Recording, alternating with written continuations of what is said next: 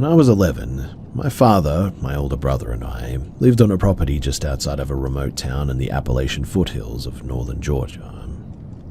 The house was nestled at the bottom of a steep slope, surrounded by dense second-growth hardwood forest that swallowed the light the moment that the sun touched that ridge. We relied on a wood stove to heat the place through the winter, so my brother and I spent our afternoons hauling logs from the edge of the tree line. It felt like a normal life too, but looking back, there was a consistent sort of low-frequency unease to the property, is how I would describe it. It started with small, fleeting visual things. I remember one afternoon seeing a man standing about 30 meters out in the trees. His silhouette was perfect, height, build, posture, and I was so certain that it was my dad that I walked 20 yards into the brush calling his name. I turned a cluster of oaks and there was nothing.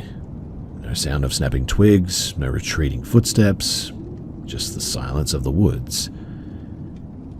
I didn't think it was paranormal back then.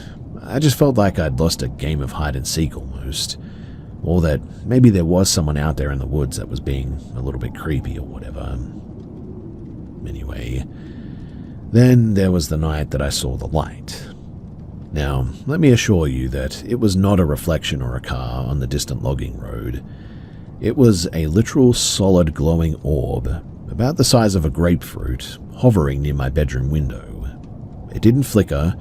It bounced in a sort of stiff, rhythmic arc against the glass, almost like it was testing the pain. I ran to get my father, but by the time that we returned to the room, the light was now gone. It appeared again the following night, but after that it never returned. The environment finally broke us, though, one evening in late November. My father, a man who didn't rattle, came back inside while the sun was still up, his face completely drained of color. He told us that, as he was bucking a log, something massive had sprinted through the brush directly behind him.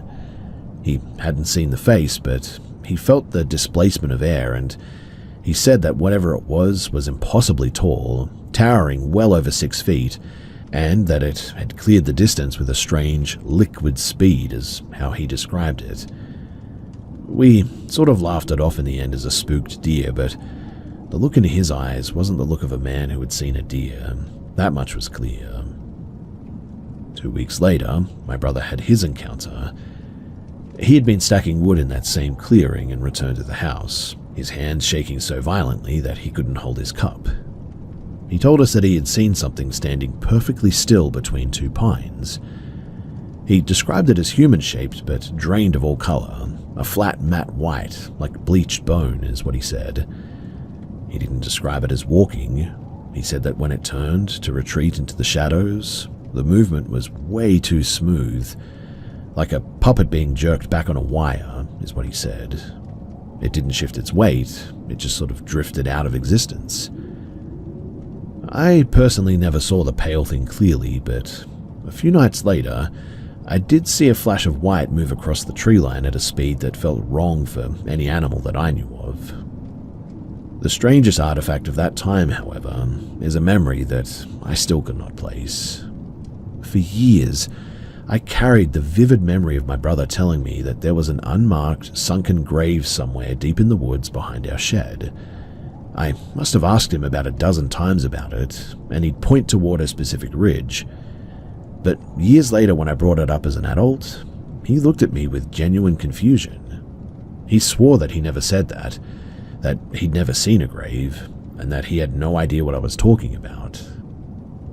Mind you, he was certainly not the type to lie, which leaves me with the unsettling thought that I either hallucinated a conversation or something had nudged that information into my head or something. We moved about a year later, and the house felt instantly hollow, as if the tension had been tied to the land rather than us. I don't believe in monsters in the cinematic sense or anything. I actually suspect that maybe we were living on a land that had been used for something else, or that there were people passing through the woods who knew how to remain unseen or something.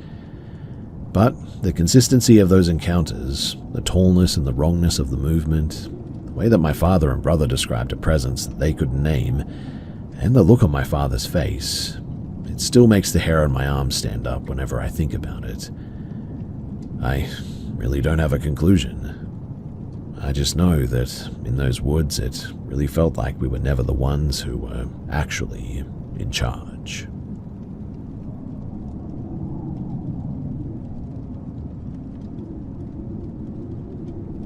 In the early 1990s, I lived in a sprawling dry scrub property in regional South Australia, just outside of a small town near the Murray River.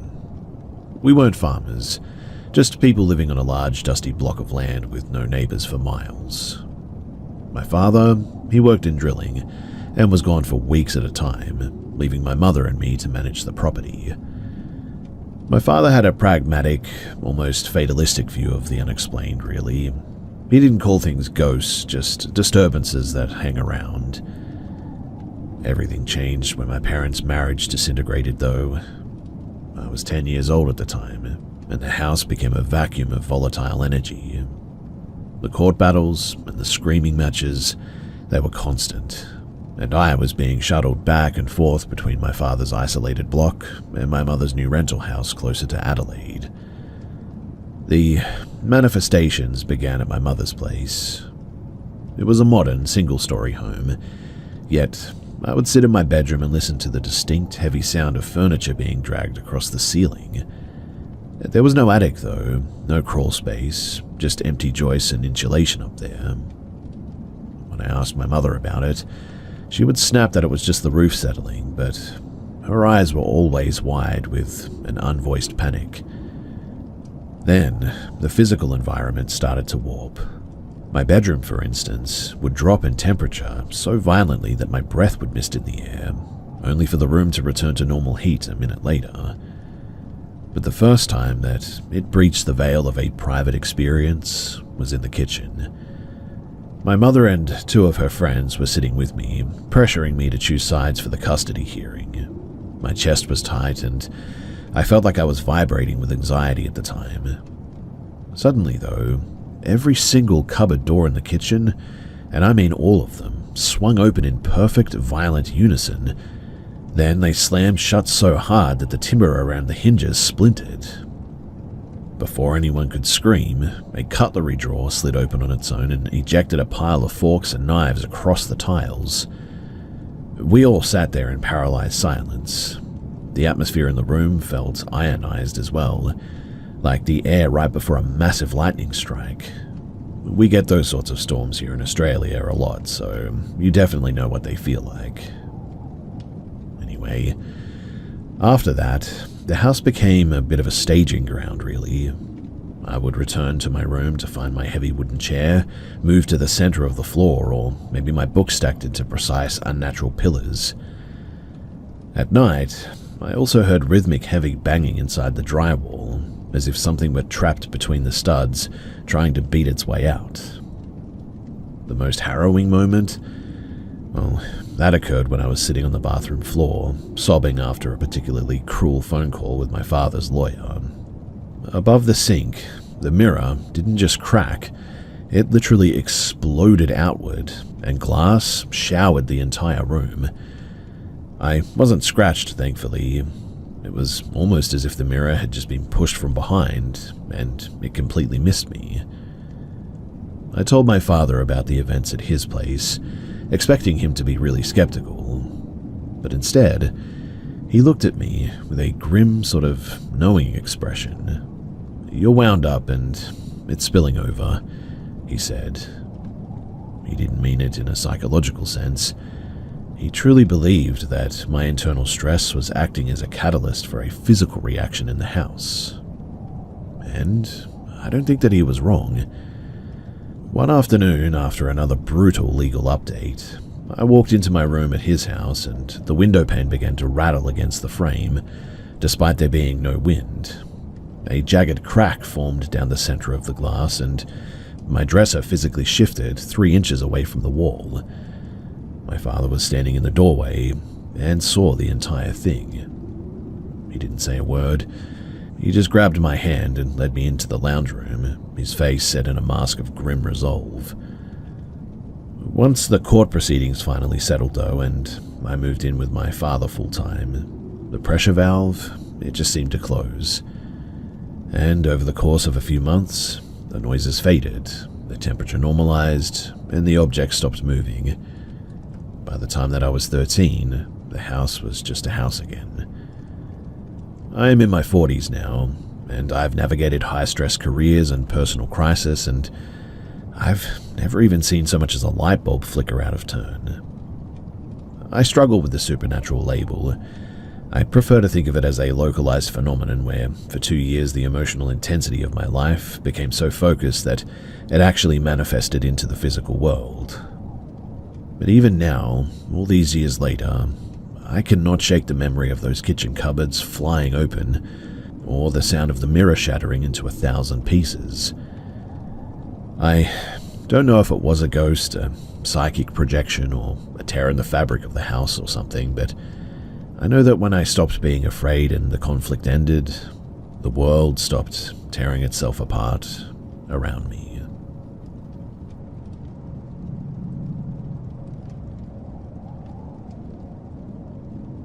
In 2017, I was working private security at a remote industrial site. It was a sort of classic middle-of-nowhere setup. Vast, arid land, dirt roads that spanned hours between townships, and a radio system that was more static than signal. About 20 minutes out from our post sat an abandoned government training facility. It had been shuttered for years, but in the security community, it was a local legend. Everyone had a story about it. Lights in the windows, the sound of equipment moving, the standard rumors that you tell to pass the time on a 12-hour shift. Most of us just treated it as a joke. One night, though, the shift was dead and 3 other guys on my team convinced the supervisor to let us drive out there and scout the perimeter. We were armed with standard gear, heavy-duty torches, a handheld thermal imaging camera, expecting nothing more than a bit of local tourism. As we neared the structure, the first thing that hit us was the noise. It was a sharp mechanical screeching from inside of the ducting, like metal grinding against metal. We rationalized it as a bird trapped in the ventilation, but the sound had a sort of jagged, unnatural edge to it that instantly killed our mood. The front entrance was wide open too, and inside of the building was an absolute labyrinth of dust and debris. But as we pushed further in, the vibe shifted from haunted to, well, hostile, really. There were clear signs of a squatter, crushed beer cans, scattered food wrappers, and blackened patches on the floor where small illegal fires had clearly been set. In one assembly hall, we found a bird that had been torn apart. Not scavenged, but shredded with deliberate, messy force. One of the guys at the back of the line whispered that he'd seen a shadow move across a doorway at the far end of the hallway. He didn't say it in a sort of spooky way. He said it more in the tone of a man who had just realized that we were now trespassing on somebody else's home.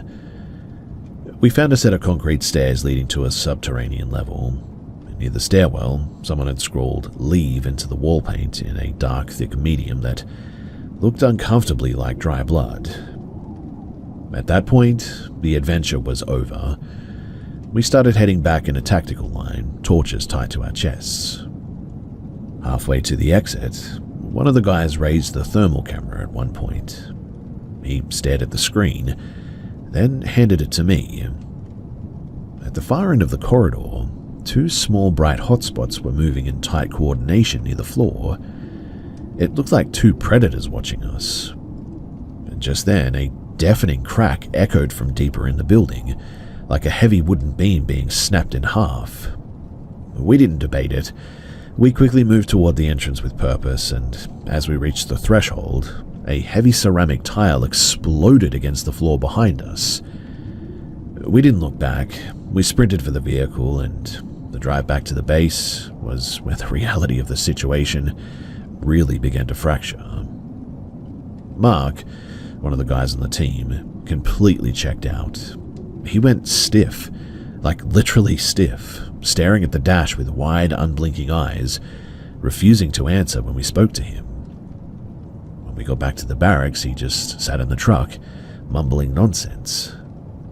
While the rest of us huddled in the mess hall debating whether to report trespassing, Mark suddenly called out from the barracks room down the hall, "You don't need to worry about me."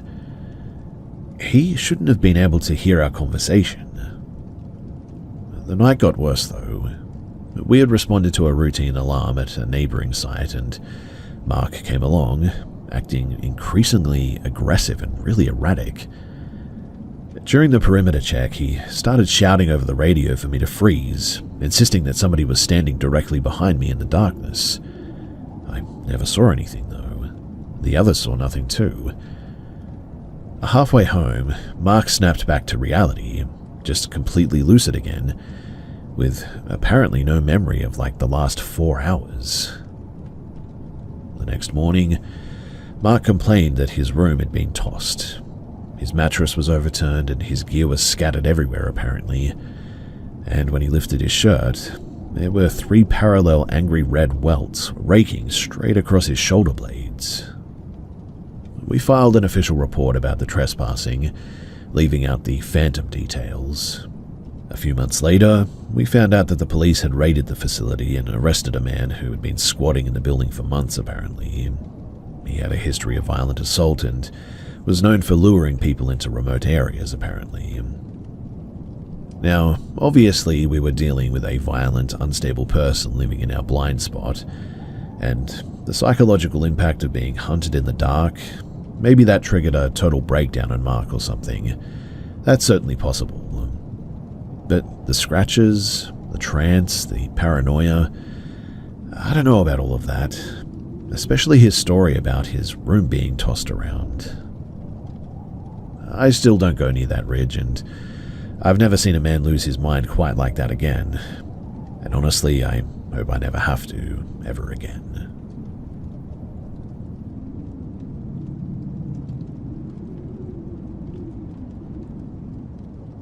I've been trying to figure out how to put this into words for a while now. I'm not after advice. In fact, the stuff that I'm about to talk about ended years ago, but it still hangs around in the back of my mind, and so I thought that I should try and get it off my chest. This was back in 2012.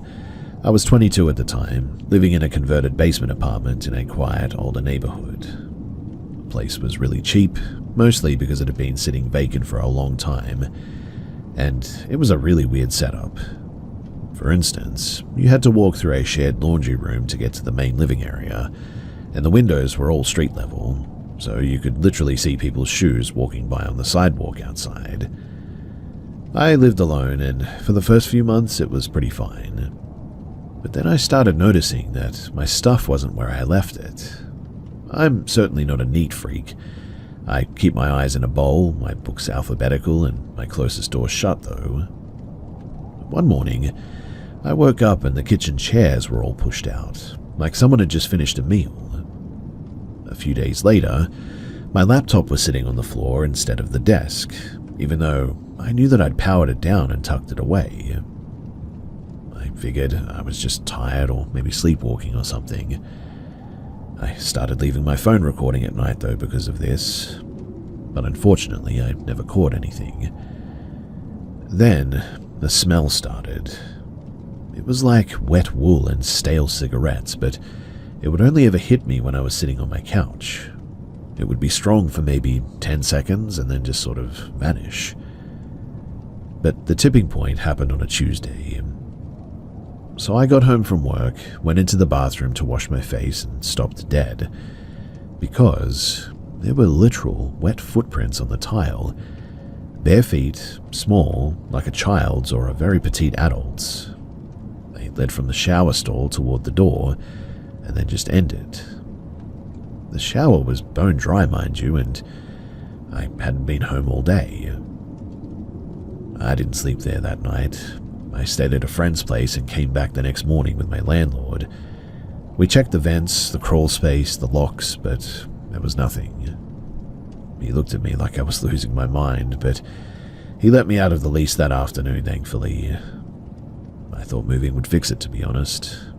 So I moved to a high-rise downtown, and it was a place that felt sterile and brand new.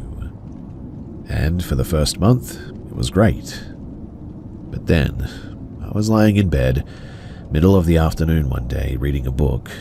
The bedroom door was cracked open a little bit, and I saw a shadow pass by the gap. Not like a person walking, but more like a flicker of dark fabric almost. I got up, thinking that it was just a neighbor's kid in the hall, but when I opened the door, the hallway was completely empty. I looked down at the carpet, and there, right outside of my door, was a faint, damp smudge. It looked like somebody had stood there with wet socks. Now, it didn't escalate into anything violent or anything, but it was just a very persistent, quiet intrusion. I felt like I was being tracked almost, but not by a person. Genuinely, it felt like something was tagging along behind me, moving between the spaces where I wasn't looking. I'm in my mid-30s now, and I've moved 3 times since then. I don't deal with wet footprints or shifted furniture anymore, well, as far as I know of. But even now, when I come home and the house is really dead quiet, I always check the corners of the room before I put my keys down.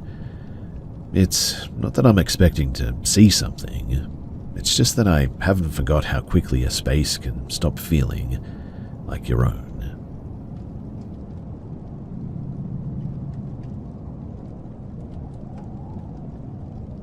I'm hesitant to share this because I know that it sounds like one of those campfire stories, but it happened, and the memory of the weight on that roof is still stuck in my head.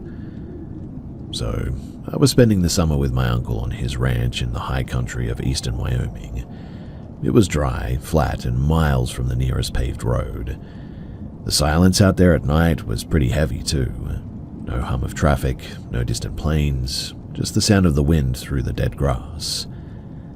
My uncle had an old rusted-out International Harvester Scout parked near the edge of the corral. It didn't run, but it was our main hangout spot. And one night, around 2 in the morning, my cousin and I were sitting in the cab, messing around with a battery-powered radio, when a thud landed on the metal roof. Now, this was not a light tap. It was a heavy, dull impact, like someone had dropped a sack of cement from a balcony. The suspension of the old truck groaned underneath this weight, and the whole chassis swayed on its tires. I looked at my cousin. He was staring straight ahead, his face completely pale white. Then we heard the sound of scratching or claws or something. They didn't sound like the click of dog nails or anything, but they scraped against the rusted metal with a slow grinding friction. Whatever it was huge. We could hear the rust buckling under its weight as it stepped across the metal, in fact. It moved from the back of the cab toward the windshield, pacing with an agonizing slowness. We didn't move. I don't think we even breathed. We were looking up through the glass at the roof hoping to see a silhouette, but the moonlight wasn't enough to cut through the dark metal. It reached the hood and then stopped. Then, with a sudden release of pressure, it just vaulted off, the front end of the truck literally lurching upward as the weight disappeared. We sat there for a heartbeat, then risked a look out the side window. And we didn't just see one. There were 4, maybe 5 of them, standing just outside of the perimeter of the moonlight. Now, I know how crazy this is going to sound, but I'm just going to say it. They were shaped like wolves, but they were wrong. They stood too high at the shoulder, and their limbs seemed far too long for their bodies. They were standing in a semicircle, facing the truck, just sort of watching it. They weren't moving like animals, though. They weren't pacing or sniffing the ground or anything. They were completely still. Their eyes didn't shine or reflect the light like a dog's would, too. They were matte, dead-looking voids. One of them took a step forward, its movement weirdly stiff. They didn't growl, they didn't make a sound, in fact. They just stood there for a minute, then turned as one, and slipped into the darkness of the ravine behind the corral, vanishing without a single snap or even a twig breaking. Upon seeing them leave, we instantly bolted. We sprinted the 50 yards to the ranch house and locked ourselves in the mudroom, shaking so hard that we struggled to lock the door back up. We didn't say a word. We just sat on the floor until the sun came up. The next morning, we walked back out to the truck. The roof, it was completely dented inward, deeply. There were localized divots where the weight had been as well, and there were these long, jagged gouges in the paintwork that went down to the bare metal. My uncle, he came out, looked at the roof, and just sort of frowned. He thought that we'd been climbing on it and messing around on it. We never told him the truth. He was a practical man, and we knew that he would just tell us that we were losing our minds and wouldn't believe us anyway. We stayed on the ranch for another 2 weeks after that, but I never went back out to that place, especially at night. And look, I've seen wolves in the wild since then, and before then even. They're beautiful, skittish animals that want nothing to do with people, really. But whatever these things were, they were definitely different. They were more deliberate in their actions and far bigger. They also almost seemed curious as well, as weird as that sounds. And the more that I've researched and thought about it over the years, well, I'm not entirely convinced that they were even animals at all.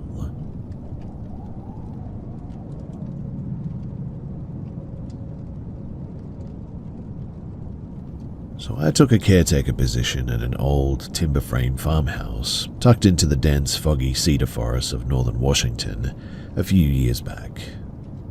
It was one of those places that felt like it was sinking into the earth, with floorboards that groaned under the weight of the humidity and a draft that seemed to flow upward from the basement rather than through the windows. I was meant to stay for the autumn while the owner was traveling. The routine, it was set in by the second week. Every night, between 1 in the morning and 2:30, the house would wake up. At first, it was subtle, the sound of silverware clinking on a ceramic plate, drifting from the galley kitchen down the hall. I'd lie in bed, rigid, waiting for the sound of the door opening or the floorboards creaking under a physical weight, but nothing ever followed. It was just the sound of a meal being prepared. I checked the house daily for weeks as well. I installed tension rods on the windows and deadbolted the heavy oak front door. I spent hours sweeping the basement, checking for holes in the insulation gaps where a stray animal could get in. But there was nothing. The house was sealed tight as far as I could tell.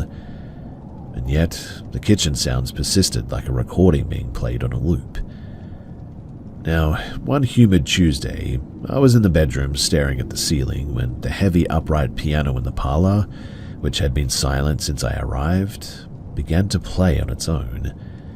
It wasn't music, though. It was a single note, struck with enough force to make the instrument's frame vibrate.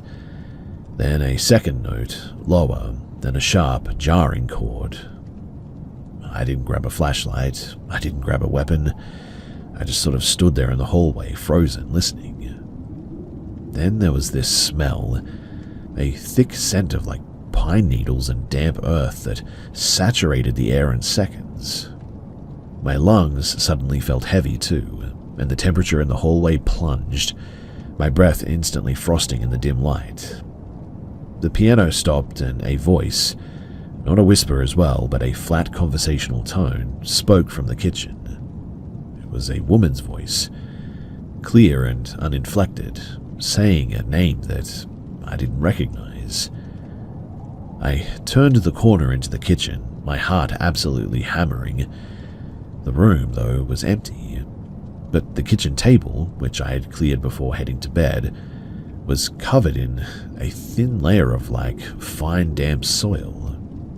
The dirt seemed fresh and dark and was still holding moisture when I touched it.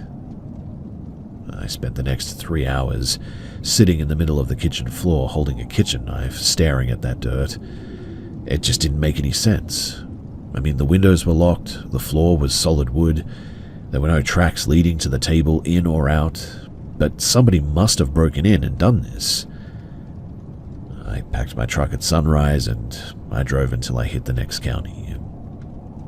I never went back to finish that contract, and I never spoke to the owner about the dirt on the table. People talk about haunted houses as if they're places that hold on to spirits, but this felt different. It felt like the house was an anchor, pulling something from the woods around it inside. I still remember that smell, the damp, rotting scent of cedar and wet earth. I've lived in apartments and houses for the last decade, and I've never heard a piano play by itself ever again, and I've never seen dirt just sort of magically appear like that. I learned one thing for certain, though. When a house starts making its own rules, the best thing to do, in my opinion, is to just leave the key on the counter and drive.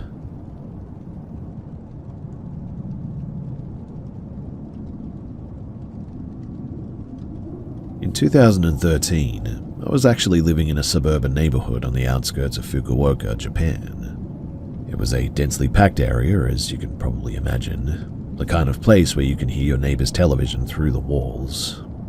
My house sat at the end of a cul-de-sac, bordering a narrow paved concrete canal that fed into the local river.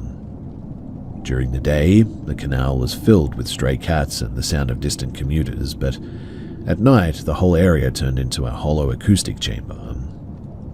I was 19 at the time, working late shifts at a factory, so I was usually awake until about 4 in the morning. Now, around 2 in the morning, I heard a sound coming from the canal path below my second-story window. It was a sort of wet slapping sound, almost like somebody was down there with a heavy piece of fabric, dragging it through the shallow, stagnant water. Beneath the dragging sound, though, was a low sort of guttural humming. It wasn't a melody, it was a single vibrating note that held steady for like 10 seconds, dropped and then started again. I leaned against the windowsill, looking down into the darkness of the canal. The streetlights along the path were spaced pretty far apart, leaving deep pools of shadow, and I really couldn't see anything. I assumed it must have just been a homeless person or someone cleaning up the trash or something like that. But the next night, at the same hour, the dragging sound returned. This time it didn't just stay in the canal, though. I heard it climb the concrete embankment, the wet slapping hitting the asphalt of the cul-de-sac, and it stopped directly beneath my window. I didn't turn on the light. I stayed in the dark, watching the street through a gap in my curtains. The hum began again, but it was louder now, vibrating through the frame of the house. Whatever it was, it didn't really sound human. It sort of lacked the breathy, uneven quality of a voice, and it was too mechanical, like a heavy electrical wire humming under high voltage. I waited for the sound of footsteps, maybe a cough, a car door, or anything, but none of that happened. Just that flat, vibrating hum against the base of my house. Then, the dragging sound resumed, moving toward the front door.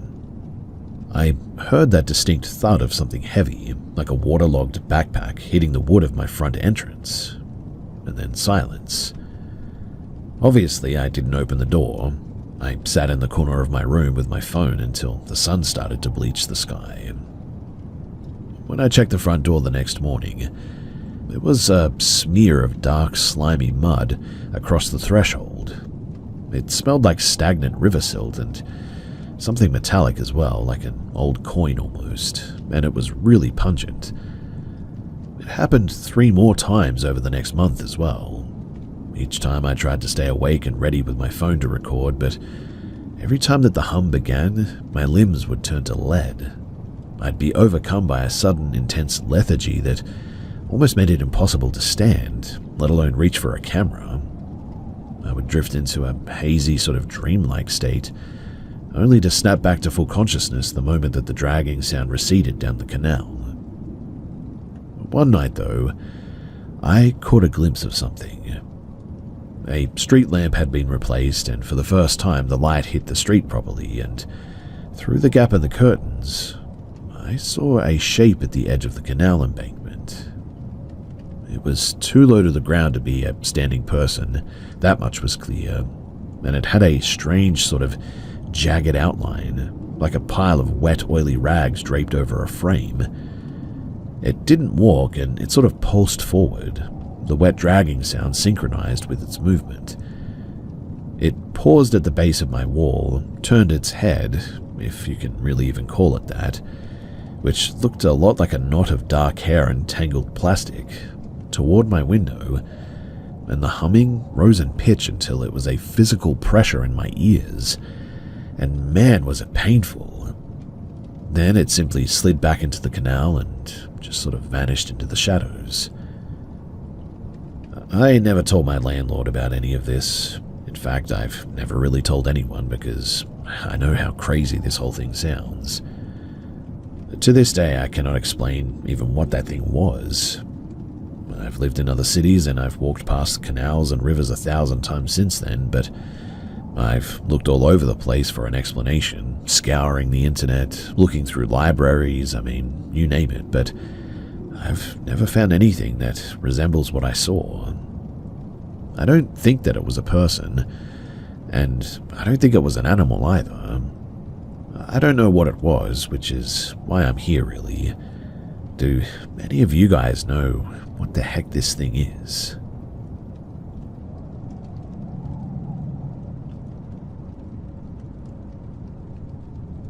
A while ago, I spent a month house-sitting in an isolated farmhouse in rural Vermont, right near the Canadian border. The property was massive too, mostly overgrown apple orchards and a few rotting outbuildings that hadn't seen a tool in like 20 years. But it was a beautiful place during the day. But at night, well, it was something different. So I was there alone for the first week, and it was mostly peaceful. Then, around the 10th night, everything about the place just sort of changed. I'd been lying in bed reading, and I'd hear this sort of like weird sound against the hardwood floor, like a whacking sound. It was coming from the hallway, it seemed, and it sounded like something heavy and soft was dragging itself along, inching forward with a sort of rhythm that defied how a person would actually move. I didn't open the door, and I just sat up, my book forgotten, watching the space under the bedroom door. The weird slapping sound stopped right outside. Then I heard a sound that didn't belong in a house. The distinct sound of fabric ripping or tearing. It went on for a minute, slow and methodical, until the door handle, which was a heavy old-fashioned lever, began to depress slowly, as if someone were hanging their entire body weight off of it. I sat there paralyzed. My breath felt like lead in my lungs, and after a moment, the handle clicked back into place and this wet sound resumed, moving back toward the kitchen. Obviously, I didn't sleep that night. I made sure that the door was locked, and I sat in the bed, waiting there until the sun came up. I checked the hallway at 6 in the morning, but there was nothing there. I convinced myself that I must have just been hearing things, like the house settling, or heck, maybe a raccoon had gotten into the wall cavities or something. My partner joined me the following weekend, though, because I'll admit that I was pretty scared to stay there. I didn't tell her about the hallway. I didn't want to ruin the trip or look like I was losing it or anything. But we spent the day fixing a fence line, and we settled in early. Around 3 in the morning, though, she woke me up. Her hand was clamped over my forearm, her grip painful. She didn't say a word, just pointed at the foot of the bed. I looked down, and at the edge of the mattress, the bed sheets were being pulled down, slowly. There was no one holding them, though, but they were just sliding down on their own, bunching up as if someone were sitting on the edge of the frame and pulling them. The weight on the mattress was unmistakable, too. The springs were depressed and the frame tilted slightly under some sort of load at the end. My partner let out a small high-pitched noise and scrambled backward, her back hitting the headboard. The second that she moved as well, the sheets snapped back into place and the weight on the bed suddenly vanished. We didn't stay to investigate. We literally threw our things together, got into the car, left the keys on the kitchen counter, and drove until we were back in Burlington. We didn't talk the entire drive, too. When we finally sat down to process it a few days later, She described the weight as feeling like a massive, dense, cold vibration, and not like a person. I couldn't explain the whacking sound from the week before, and I finally told her, and she couldn't explain why the bed had moved.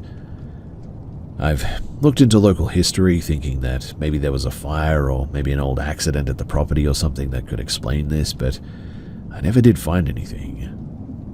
Obviously, I don't really know what that was, but it was weird, let me tell you.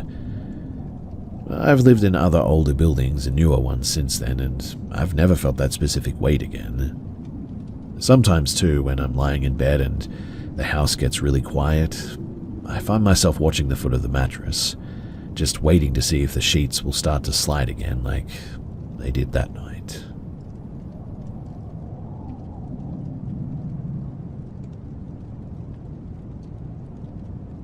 Back in 2018, I was pulling graveyard shifts as a night watch security guard at an old disused dormitory block at a technical college. The building was slated for demolition, so it was completely empty, just rows of identical hollowed-out rooms that smelled like wet dust and stale carpet. My job was pretty simple, really. Walk the halls every couple of hours, check the locks on the exterior doors, and sit in the lobby until the sun came up. It was pretty mind-numbingly boring work, but it paid for my tuition, so it was good enough for me. Now, the building had a bit of a weird layout. The rooms on the third floor were arranged in a sort of long straight line, and the hallway was lit by these flickering fluorescent strips that were on a motion timer. If you didn't move enough, the whole corridor would go black. Around 3 in the morning on a Tuesday, I was doing my rounds on the third floor, and I reached the end of the hallway and paused to check my phone. While I was standing there, I thought I heard a noise coming from the room directly behind me. It sounded a bit like somebody hitting something. I turned around expecting a squatter, but the room was empty. The door was hanging off its hinges, and the room inside was stripped bare, just bare concrete walls and exposed wiring. Then the fluorescent lights in the hallway all clicked off at once. I stood there in the pitch black, my heart doing a bit of a stutter step. I didn't reach for my flashlight immediately, but instead I just sort of listened. This noise had stopped, and in its place, I heard what sounded like dry paper being crumbled. The sound of someone rubbing their hands together almost slowly and deliberately with something in it, like paper, just a few feet in front of me, in fact. I quickly fumbled for my torch and clicked it on. The beam cut through the dust, hitting the far wall, and there was no one there. But the dust on the floor was disturbed. There were long, dragging grooves in the grit, leading away from the room and disappearing into the wall itself, as if something had just walked straight through the plaster. I'm pretty sure as well that wasn't there before. After that, I didn't finish the round. I walked as calmly as I could back to the lobby and sat there with the lights on until the relief guard showed up at 6 in the morning. I didn't say a word because I knew how it sounded. But it didn't stop there. You see, 2 nights later, I was back. I was sitting at the front desk when I saw someone standing at the top of the stairwell on the security monitor. It was a man, hunched over, looking down into the lobby. I zoomed in, but the resolution was terrible. It was just a sort of grey, grainy smudge, really. So I grabbed my heavy flashlight and marched up the stairs, yelling for them to leave the building now. I climbed 2 flights, burst onto the 3rd floor landing, and scanned the hallway, but it was empty. I stood there for a bit, sort of looking around, and at some point I looked down, and that's when I noticed on the floor the same long dragging marks were there, fresh in the dust. They started at the stairwell and ended at the door of the room where I had heard that weird sound from before. I walked to that room. The door was wide open, which I knew that I had locked previously. I shined my light inside. The room was still empty, but on the back wall, someone had written something in the thick grey layer of dust. It wasn't a word, though. It was just a sequence of jagged, vertical lines, all roughly the same length. I quit that job the next day. I didn't tell my supervisor about the room or the marks. I just told them that the isolation was really getting to me. A few weeks later as well, I was grabbing a coffee with a former student who had actually lived in that dorm years before it closed. I'll admit, too, that I selfishly invited them myself because I was fishing for details, but I didn't mention the location, just asked him if he knew the building at all. And as soon as I mentioned it, he went pale and said, "Yeah, I live there, in room 304. After a little bit more questioning, I found out that apparently he used to hear that scraping sound every night, and at the time they apparently thought that it was just the pipes. He told me that the students who lived in 304 before him had apparently been kicked out after a bit of a mental breakdown. Apparently, he spent his final weeks sort of convinced that there was a man in the wall trying to tell him how to get out or something. I don't know if I saw a ghost or if I was just sensitive to the residual static of a place that had held so much misery, but I do know that when I look at a blank wall now, I still remember those jagged lines in my head, and I still remember that really weird sound of hands rubbing together in the dark like that with a piece of paper or something.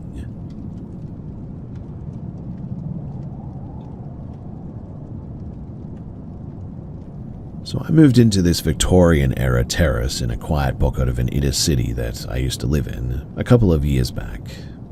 It was the kind of place that had been renovated a dozen times by different owners.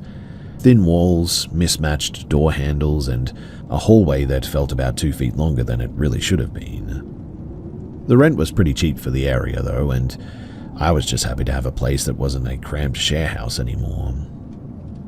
For the first month too, the only issue was the humidity there. The house felt perpetually damp, like the walls were literally sweating.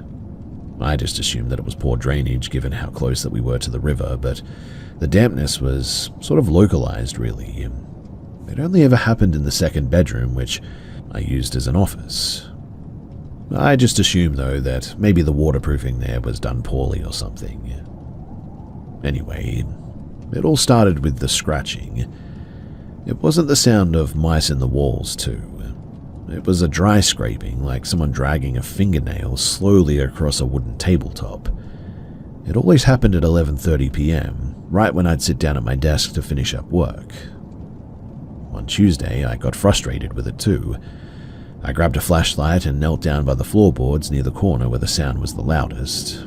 There was a gap in the skirting board, just big enough to stick a finger into it. I shone the light inside, and I didn't see wood or insulation or a rodent's nest or anything.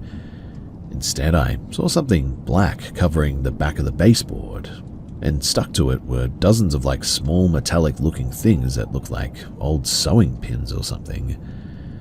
I pulled out one with a pair of tweezers, and it wasn't a pin. It was a shard of rusted steel, shaped like a hook, caked in some oily black gunk.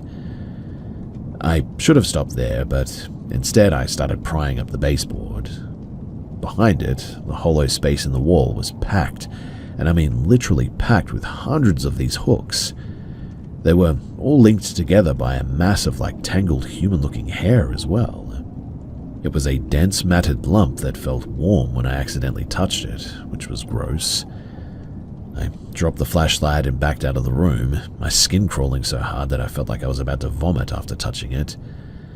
I left the board pried open and spent the rest of that night in the living room, and when I went back the next morning to seal it up again, that lump was now gone. The space behind the wall was now perfectly clean. The hooks were gone, the hair was gone, even the black film was gone, leaving the wood looking fresh and sanded, as if it had never been touched by grime.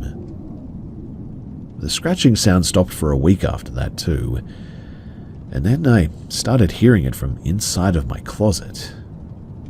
I would be lying in bed reading, and I'd hear this click of my wooden hangers being pushed aside one by one. Then the scratching, that same low deliberate dragging sound, would start against the back panel of the wardrobe. And upon hearing that, I stopped using that bedroom entirely. I moved my mattress into the living room, and I actually locked that bedroom door. But the scratching, it followed me. It moved from the bedroom to the living room walls. Every night at 11:30, the same thing. The walls would ripple, just for a second, like the plaster was soft and yielding to something on the back end. I broke the lease 3 months early, and I didn't even pack everything. I left half my books and some old clothes behind. I just couldn't bring myself to reach into the back of that closet to retrieve them. I'm living in a modern apartment block now, glass and steel with no hidden spaces and no hollow walls as far as I know. It's quiet, thankfully, and I haven't had any experience like that ever since then.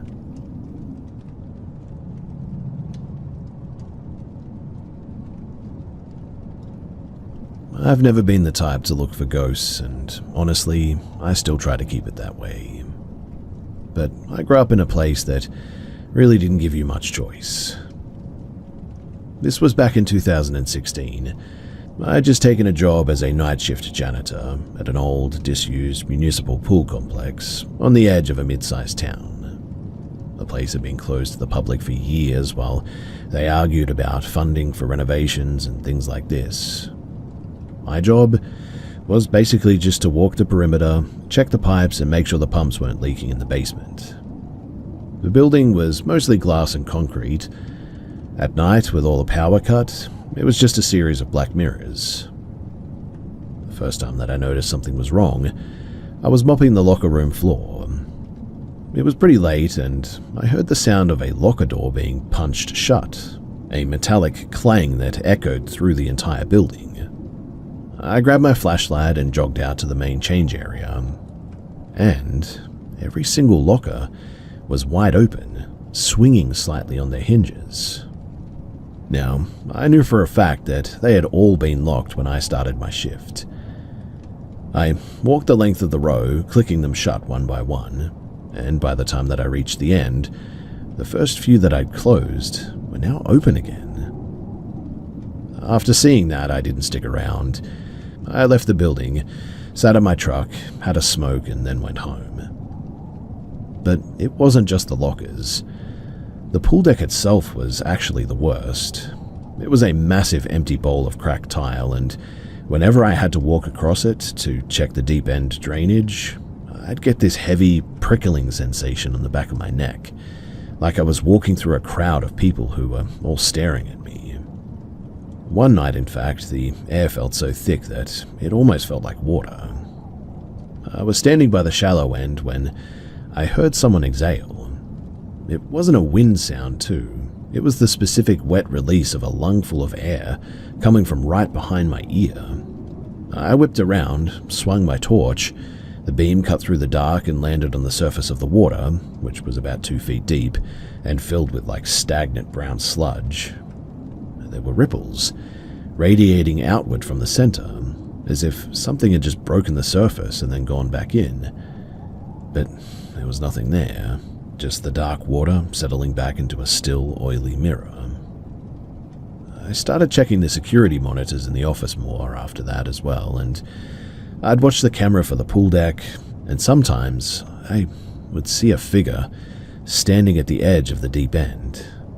It sort of looked like a person, but the outline was really blurry, like it was almost vibrating or something.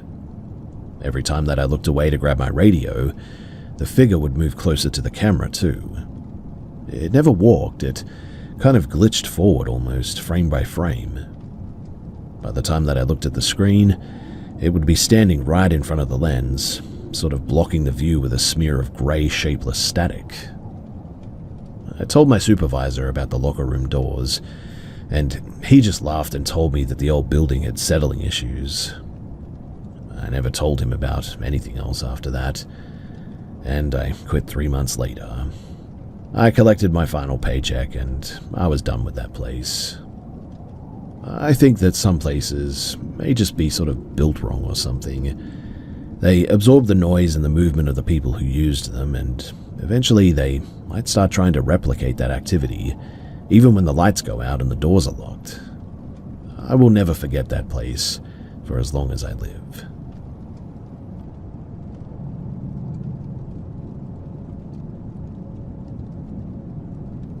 I spent the winter of 2022 in a remote town in northern Maine. It was a small frame house on a dirt road that didn't get plowed very often, and the silence was almost deafening there. The house was actually built into the side of a small hill. The back wall was essentially the foundation, cold stone, and damp earth. I was there because I needed the cheap rent and the isolation as well to finish a project that I was working on. But after the first month, I stopped getting any work done. It all started with the cellar door. It had a heavy iron latch that I always kept locked with a padlock, just because the stairs down there were rotting and pretty dangerous. Every morning, I'd come out to make a coffee and find the padlock sitting on the kitchen floor, unlocked. The door would be standing wide open, letting a draft of frigid, stagnant air into the kitchen. I thought that I just forgot to lock it at first, but the lock was an absolute pain to open. You had to sort of like jiggle the key just right just to get it open, and it wasn't something that you did in your sleep. Then I started finding things in the kitchen that really shouldn't have been there. I'd wake up to find like horsehair strewn across the stovetop. Another time it was a pile of small, smooth river stones arranged in a perfect line on the windowsill. Mind you, the nearest river was like 3 miles away at least, and the ground outside was buried under 4 feet of snow. One night in February, I was reading in the living room. It must have been about 9 o'clock or 10 or something, and the wind was howling against the eaves. I then heard something from the kitchen. I didn't turn around, I just sort of froze in my chair, staring at the television reflection in the dark window. And behind me, in the doorway to the kitchen, I swear to you that I saw a silhouette standing there. It was tall, way too tall for the doorframe, and had no distinct edges. It looked like smoke almost. It didn't move, it just sort of pulsed around, and every time that it pulsed, the air sort of got colder in the room. I slowly reached for the light switch on the lamp next to me. The second that my fingers touched the plastic, the silhouette surged forward. It didn't walk, it like flowed across the room, covering the distance in the blink of an eye. The temperature dropped so quickly and it felt like I was in a freezer all of a sudden. I didn't turn the light on. I scrambled backward, tripped over the rug, and bolted out the front door into the snow. I didn't grab my coat, but it actually felt warmer outside. I then ran to my truck, and I didn't stop driving until I hit a 24-hour gas station in Holton. I never went back to that house after that. I had a friend go and get my stuff a few days later, in fact, and he told me that when he went into the kitchen, the cellar door was wide open, and apparently the entire floor was covered in snow. I'm living in a crowded apartment in Boston now, and I've learned the value of the noise of neighbors, I think. I've read the history of the area thinking that maybe this thing was something tied to the land or some folklore, but I've never really found anything. And so, what do you guys think that was?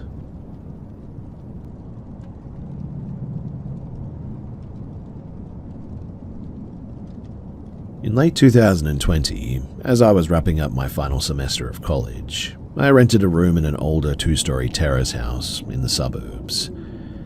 The architecture was narrow and really cramped, with paper-thin walls and floorboards that groaned under the slightest pressure. I was subletting from a couple in their 30s who worked chaotic, overlapping shifts, so I was often alone in the house for really long stretches. When I moved in, they made a joke about the place being noisy at night, chalking it up to the old copper pipes and the foundation settling. But the woman wouldn't meet my eyes when she said it. There was a genuine sort of lingering discomfort in her posture too that made the comment feel less like a joke and, well, more like a warning, really. Anyway, for the first few weeks I was fine, but then my sleep began to really disintegrate. I would wake up at like 3 in the morning every single night, heart racing, feeling an oppressive sense of being watched, even in the absolute silence of the bedroom. I blamed it on the stress of finals and the isolation of living in a new suburb. Then the conversation started. It genuinely sounded like 2 people, one with a low resonant register, the other sharper and higher, talking in the room directly beneath me. It was muffled, like speech through a heavy blanket, and I assumed my housemates were having late-night tea or something at first, but the cadence was too repetitive and way too rhythmic. The situation became impossible to dismiss as well when the couple went interstate for a 6-week work project. Then, I knew that the house was empty. I watched them pull out of the driveway myself. Yet, on the second night of their absence, the voices started at 4 a.m. I lay in the dark, my breath hitching, thinking, there's no one here. The second that the realization solidified in my mind, the voices didn't fade too. They were sort of severed, cut off in mid-syllable. I started doing nightly sweeps, checking every window latch and back door bolt. Everything was always locked tight. The breaking point, though, really happened one evening at around 6 p.m. I was laying in my room with the lights off, nursing a migraine that was terrible. I heard the front door click open and then shut. Then came the steady, deliberate sound of footsteps on the lower floor. I assumed that a housemate had returned early. I went to open my bedroom door, but I'd locked it from the inside, so I stayed put, just listening. The footsteps, they moved to the staircase. They weren't hurried or stealthy or anything. They were pretty normal, heavy strides. They climbed the stairs and stopped right in the landing, just inches from my door. Then, the pacing began. Back and forth, back and forth. Every few paces as well, there was a distinctive dragging scuff, like the heel of a heavy boot catching the wood. I was now really weirded out and sort of terrified to open the door. Yet the rational part of my brain kept insisting that it must be somebody that I know. I phoned a friend and stayed on the line, my voice barely a whisper. As I was talking, the pacing continued, and my friend even heard it clearly through the phone and told me to get out of the house as quickly as I could. So I called the police, who instructed me to meet them at the front door, which was stupid really, but that walk down the hallway was the longest of my life.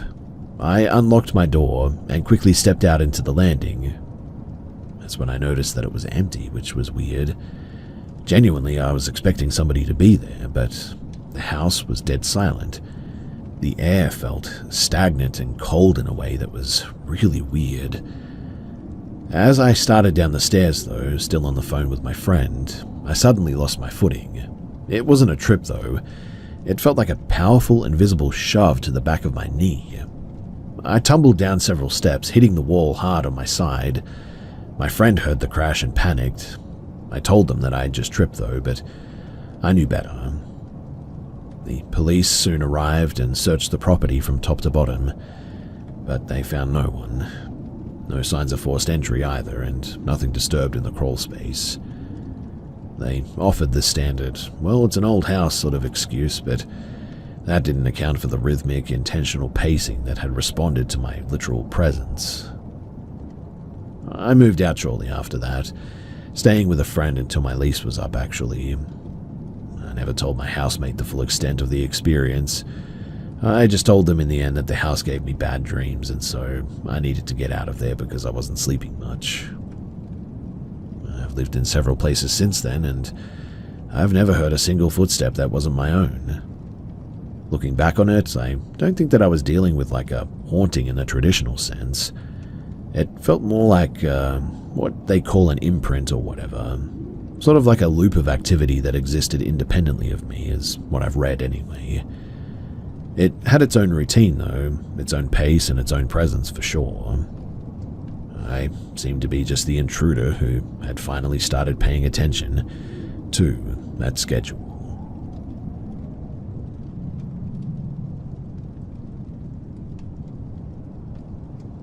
I've only told a couple of people this because I still cannot really explain the overlap between what I experienced and what my partner at the time also heard. This was back in 2019 at my then boyfriend's family home. It was a single-story suburban house. That day, his mother was at work and we were alone in the house, and I was in his room taking a nap in the afternoon. I don't usually sleep deeply during the day, so I tend to wake up easily if there's a bit of a noise. I was lying on my side facing the wall when I started to wake up abruptly. The first thing that I noticed was the sound of the side porch screen door slamming open. Not a normal soft opening too, but the kind of forceful swing that hits the frame. It was loud enough that it immediately pulled me out of my sleep. At the time I realized that I couldn't really move too. My eyes wouldn't fully open and my body felt locked in place. I couldn't roll over or speak, and I assumed at first that it was just sleep paralysis, but what happened next is why I still don't fully dismiss it. So a few seconds after that, I heard the main front door open as well. Same type of forceful opening sound. Then I heard a male voice from the entryway say hello in a tone that sounded like someone checking if the house was occupied. At that point, I was fully alert mentally, but still physically unable to move. I remember thinking that it was either a break-in or someone entering the wrong house. Then I heard footsteps moving through the hallway. Not slow or cautious, but direct, like someone walking straight toward the bedroom. The bedroom door opened. I couldn't see anything because my eyes still wouldn't fully focus or open properly, but I could clearly hear movement right beside the bed. I genuinely thought that somebody had entered the room. Then something else happened that I still cannot place properly. There was a loud buzzing or mechanical noise right next to my ear. It wasn't like a normal external sound too. It felt like it was inside of my head and around my body at the same time. And I remember a strong vibrating sensation through my whole body when it happened. It repeated a few times, and I remember counting it mentally because I thought that something was physically happening to me, like I was being restrained or maybe shocked. By the third time, I genuinely thought that I wasn't going to be able to move again normally. And then all of a sudden, everything just stopped. The footsteps, the door sound, the noise, all of it ended at once. Immediately after that, I regained full control of my body. I sat up quickly and was fully awake within seconds. My boyfriend woke up at the same time and asked what was wrong because I apparently just sort of sat up suddenly and I was moving around a lot. I explained what I experienced, and he paused for a bit before responding. He then said that he also woke up earlier and thought that he heard both the porch door and the front door open as well. He also heard a male voice say hello from the hallway area. He assumed that it was maybe someone in the house and briefly checked his phone, but he didn't get up fully to investigate and just went back to sleep. He didn't hear the footsteps going into the room or the other sounds that I experienced. But the important overlap is that we both independently registered the same entry event, doors opening and a male voice saying hello. After that, nothing else happened that night, thankfully, and the rest of the stay at the house was normal. It's never happened again before or since then, and I don't have any history of sleep-related hallucinations or anything like that. I'm not claiming anything specific about what it actually was. I just know that from my perspective, it felt like a continuous sequence from waking to hearing someone enter, to being physically unable to move while additional sensations happened, and then stopping abruptly once it ended. I still don't have a clear explanation for why both of us heard the initial part of it the same way and not the latter part.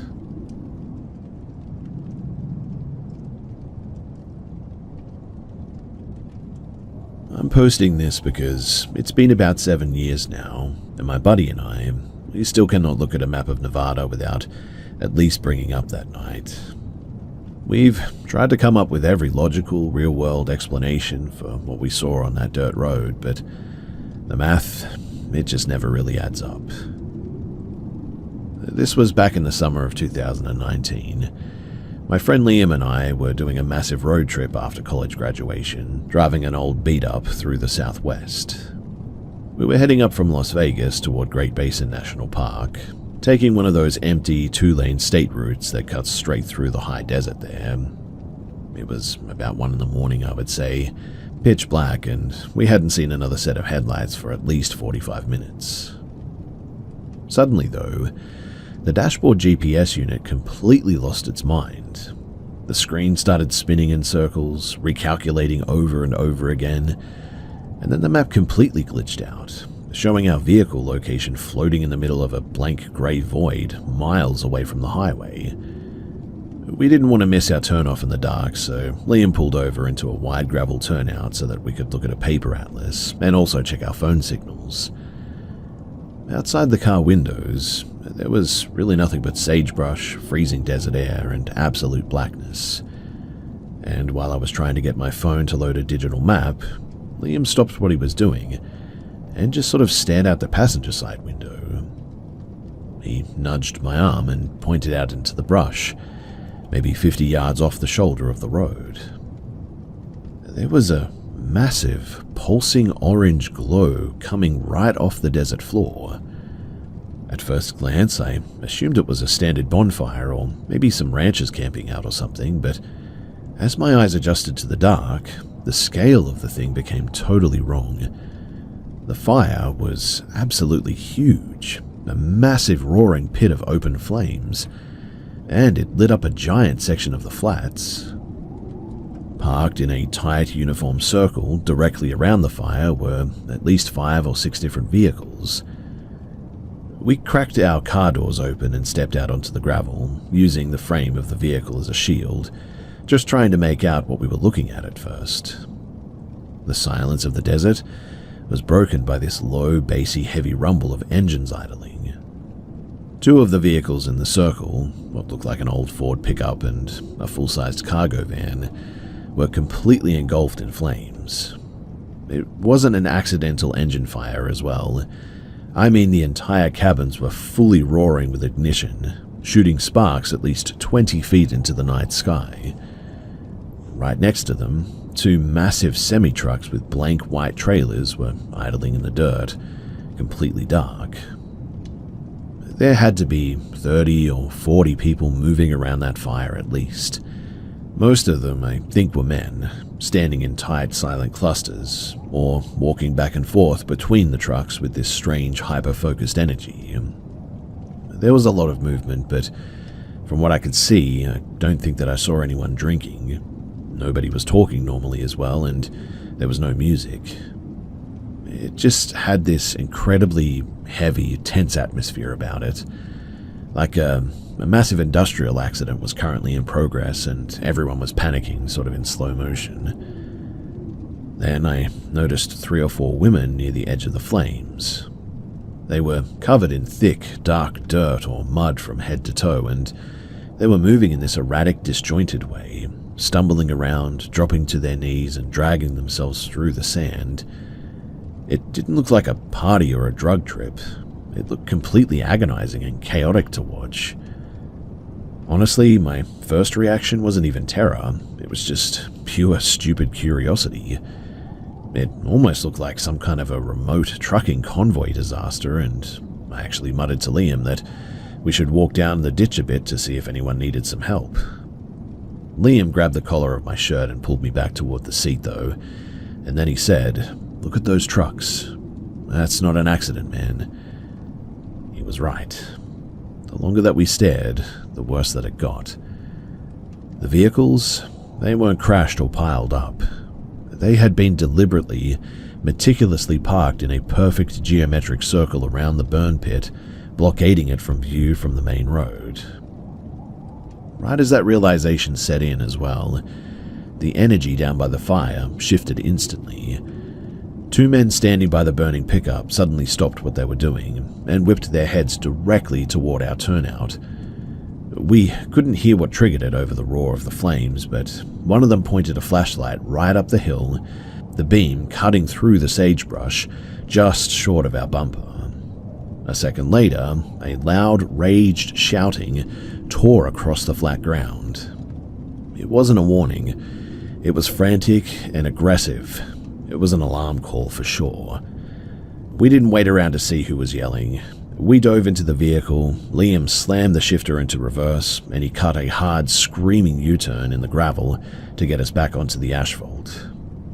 As the headlights swept across the edges of the turnout during the turn, the beams, they illuminated the ground right next to where we were standing. The shock of the fire clearly had kept us from noticing it earlier, but the entire perimeter of the dirt turnout was covered in bizarre structured markings. Someone had dug dozens of small perfect circles in the dirt, spacing them about 2 feet apart along the shoulder of the road. And inside every single dirt circle, an object had been deliberately placed. I caught glimpses of knotted strips of heavy white cloth, rusted metal containers, and chunks of raw meat or bone sitting in the center of the rings, forming what looked like a physical boundary line right between the highway and that burn pit. Whatever that was, Liam didn't care. He stomped on the gas and we tore down the highway at 80 miles an hour at least, keeping our eyes glued at the rearview mirror the whole time. For the first 5 miles, we could still see the orange glow pulsating against the low desert clouds, and we both sat in the car in absolute dead silence, panicking and not knowing what to do or say. When we finally hit a town with a gas station, we tried to talk ourselves down a bit. We reasoned that it must have been an illegal smuggling operation or a cartel drop-off along the remote trails there, or some kind of a violent insurance fraud scheme where truckers burn their rigs in the middle of nowhere. Something like that, right? But a drug deal or an insurance scam doesn't involve women covered in dirt dragging themselves through the sand like that, and it definitely doesn't involve someone taking the time to dig perfect geometric dirt circles and arrange artifacts along the highway shoulder to make a border of sorts. We never did report it to the state troopers, because, we were 20-year-old out-of-state kids. We had no cell service when it happened to begin with anyway, and we couldn't even point to a specific mile marker on the map even if we tried. It was just a nameless stretch of dirt off of Highway 93 is all I can tell you. The part that still gives me the most chills is thinking about how fast those men alerted the rest of the group the second that our car doors opened. Genuinely, I think we got out of there just in time.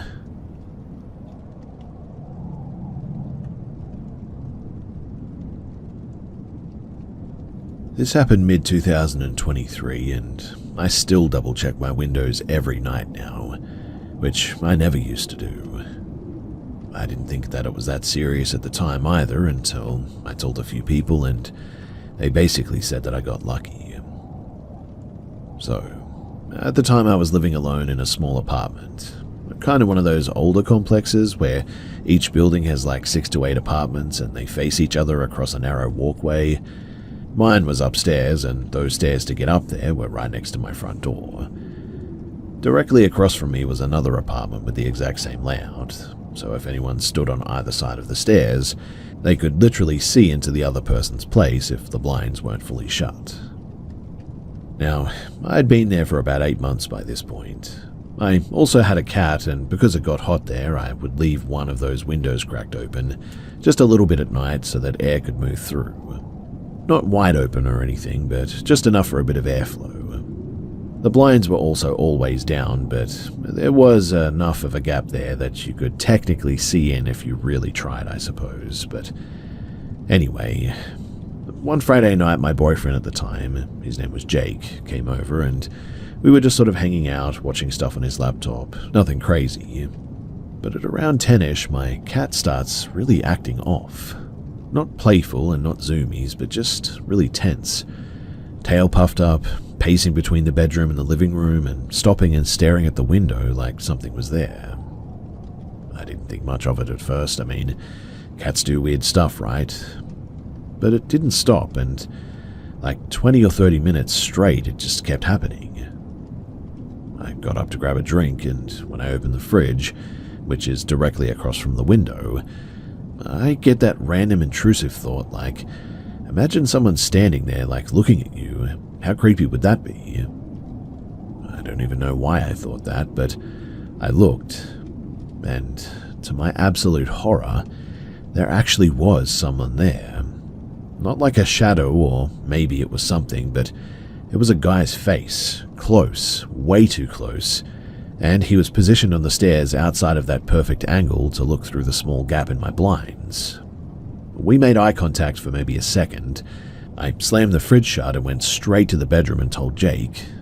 I didn't even explain it properly too, just said, "There's someone outside looking in," when he went straight out to the living room and pulled the blinds up. The guy was already moving down the stairs. Jake opened the front door and stepped out, but by the time that he got to the railing, the guy was gone. No running sounds, nothing. He was just gone by then. We both sort of stood there for a bit trying to figure out if we'd overreacted, but there was no way. I mean, we both saw him. We shut every window, locked everything, and stayed up for a while after that. After that too, things went quiet. No more noises and nothing else that night. I didn't call the police in the end.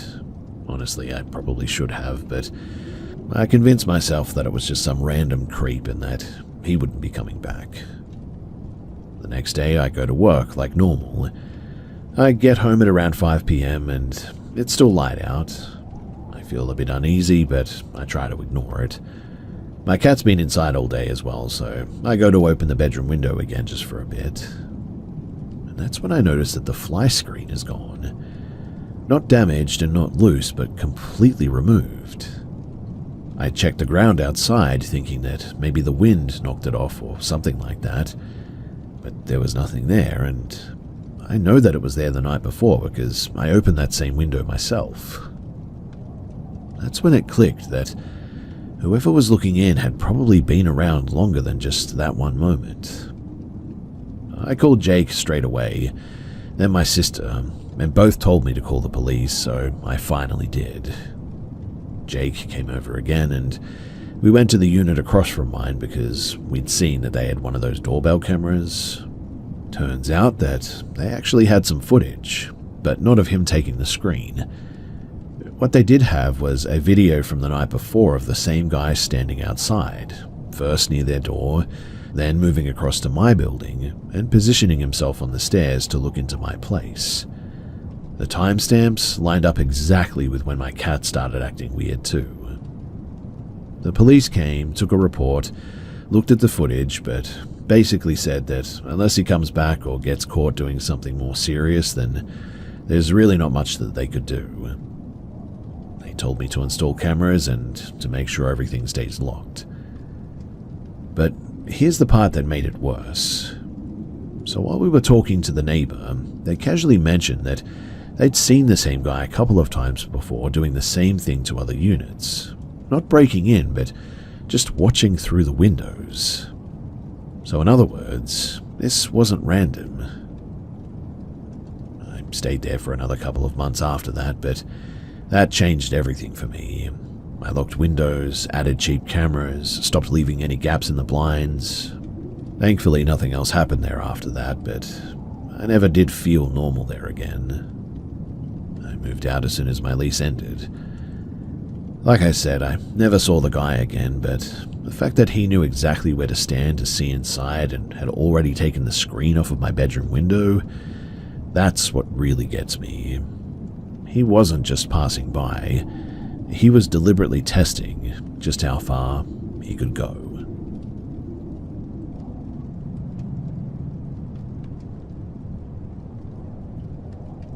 This happened back in 2011. I think it was spring when it happened. And it is the single most terrifying 5 minutes of my entire life. I don't talk about it with my family anymore because my mum still gets visibly shaken if the subject even drifts towards that weekend. So, I was 11 years old, spending the weekend at my cousin's place in a dense working-class suburb just outside of Leeds, England. It was one of those sprawling council estates where every single block looks identical. Rows of grey pebble-dashed terrace houses, tiny concrete front yards, and narrow alleyways cutting between the properties. My cousin's house sat straight at the edge of the estate, backing onto a paved canal towpath. Beyond the canal was just a massive expanse of abandoned industrial wasteland, really. Overgrown mounds of gravel, rusted iron frames, and dense pockets of gorse bushes stretching out toward the train tracks. About a 2-minute walk from her kitchen door, squeezed into a gap between two dead-end streets, was a tiny community playground. It was incredibly depressing. Just a rusted swing set, a metal slide, and a concrete basketball hoop with no net. The entrance to it was completely hidden from the main road as well, accessible only by a narrow, muddy alleyway between two brick gable walls. So, it was a chilly Saturday afternoon. The group of us consisted of me, my 11-year-old cousin Maya, her 14-year-old brother, Leo, and a younger neighborhood kid from next door named Toby, who was maybe 6 years old. Maya's dad dropped us off at the corner and told us to stay within eyesight of the houses, which was totally standard back then. Nobody worried about kids playing outside, really. We had been kicking a deflated football around for about 20 minutes, I would say, and because I was the oldest girl, I was naturally keeping an eye on the surroundings all the time.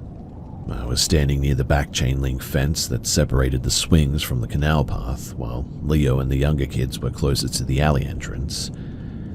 A few delivery vans and local cars passed the end of the alley, which was pretty normal. But after a few minutes, a massive older model white transit van drove past the gap. Oddly too, it had completely blacked out rear windows, no company logos, and a heavily dented side panel. It didn't just drive by as well, it crawled past at a literal walking pace, engine barely ticking over.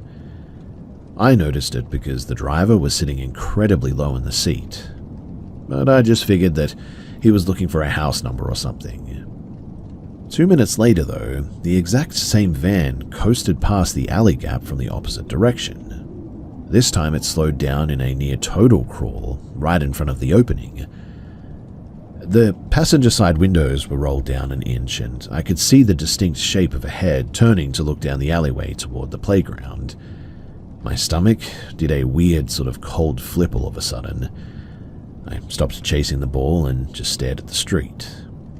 Another minute went by. We went back to playing, but my eyes were now glued to that brick gap. Suddenly, the white van didn't just drive past. It cut a hard, aggressive turn and pulled up directly across the mouth of the alleyway, completely blockading the entrance. The diesel engine idled with a loud, violent rattle. The heavy sliding side door slammed open. 3 men stepped out onto the pavement. They were all wearing oversized dark hoodies, baseball caps pulled low, and one of them had a bright, high-visibility construction vest thrown over his sweatshirt. The guy in the high-vis vest, he had a thick black neck gaiter pulled all the way up over his nose and mouth.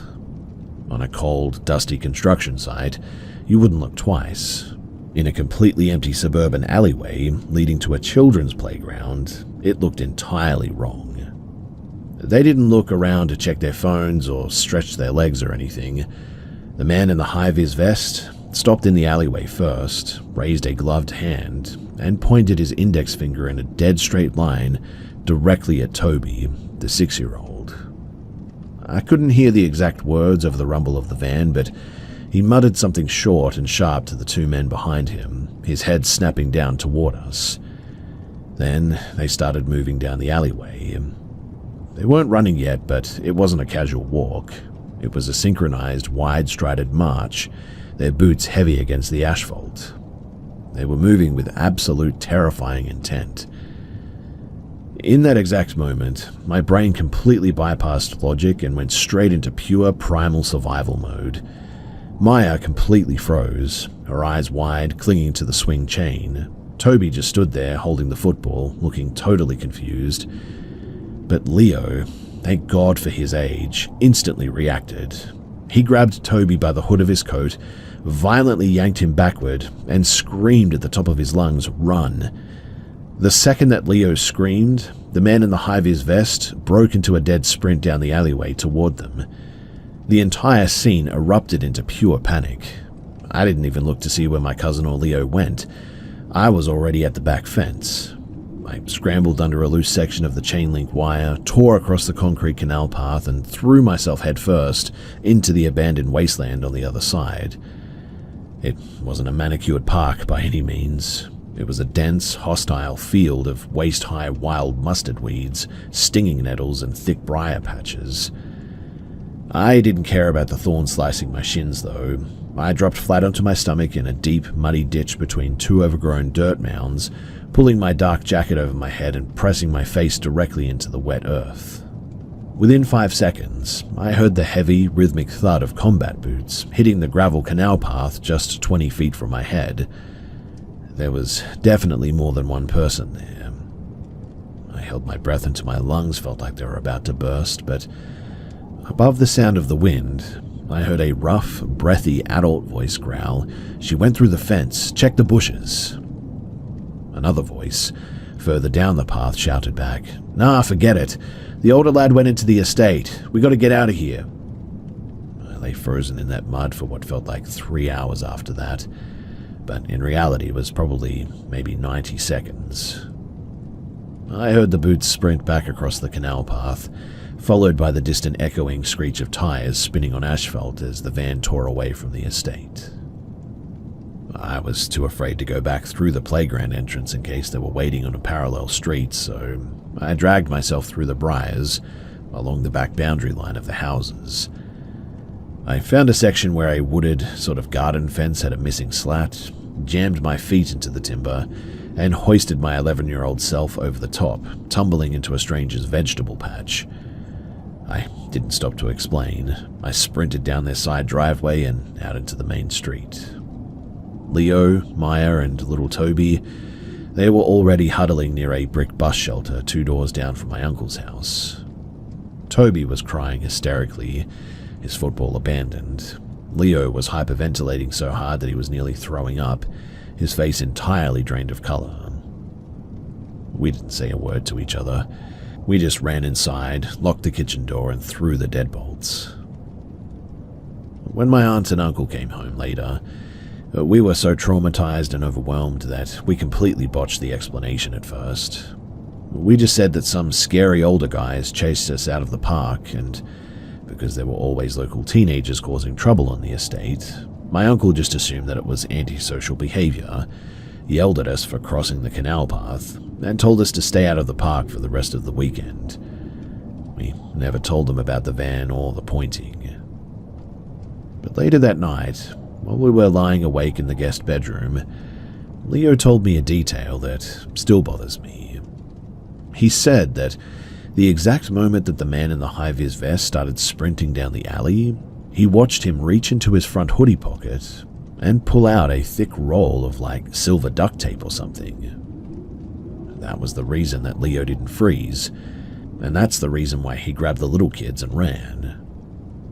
We never went back to that playground, and my uncle moved the family out of the estate a year later. Looking back as an adult, I know exactly what that was.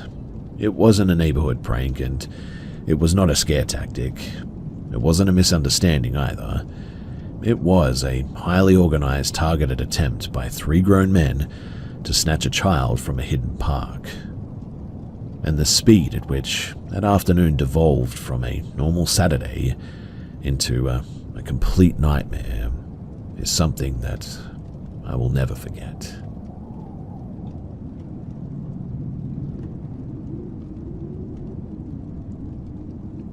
In 2021, I was living in a quiet suburb with my partner. We had a small tight-knit group of friends that we'd seen pretty much every weekend for years. One of these people was a man called Simon. He was the definition of harmless, quiet, socially awkward, and someone that we included at barbecues because, well, he was lonely and we were trying to be nice. He never gave off a predatory vibe or anything like that. In fact, if anything, you just sort of felt a bit sorry for him. So one night, Simon gave my partner a USB drive, claiming that it was filled with indie playlists for our up-and-coming road trip. But we used it for months, plugging it into our car's head unit without a second thought.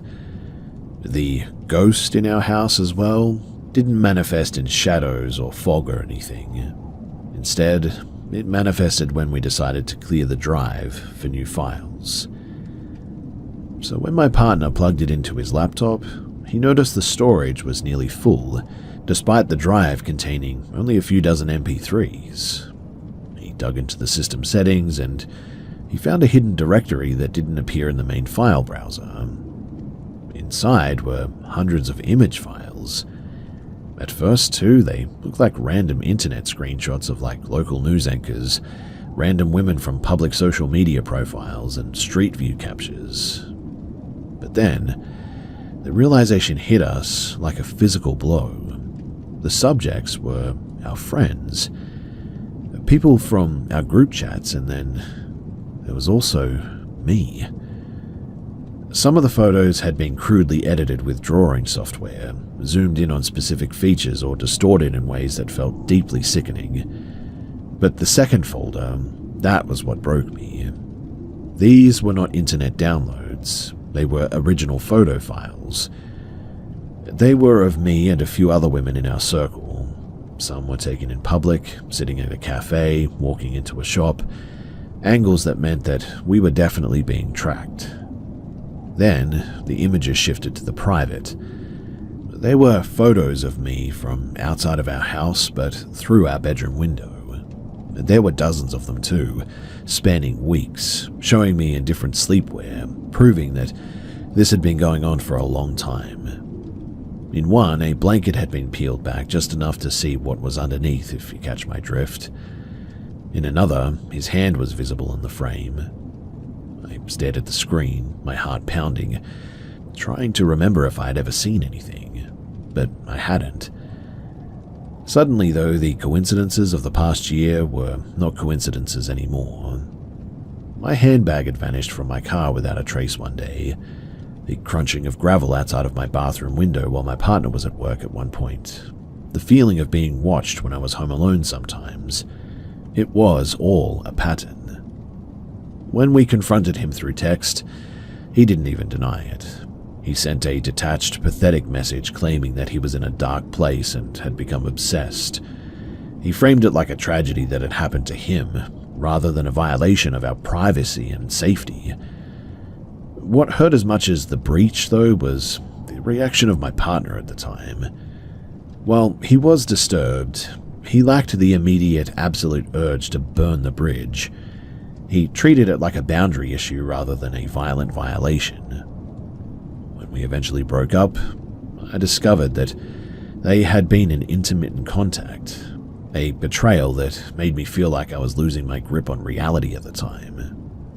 I did report it to the authorities, but by then the evidence was gone, and so there really wasn't much that they could do. There was no legal traction for anything, and I never really got closure on the whole thing. I never found out if he was doing this to others or if it was just us, but I don't host casual get-togethers anymore. I also take things like hearing people walking outside on the gravel way more seriously these days. And I guess the scariest part that has bothered me all these years is that it was the person that I'd been eating dinner with for years that was the phantom in my own home, hiding right there in plain sight.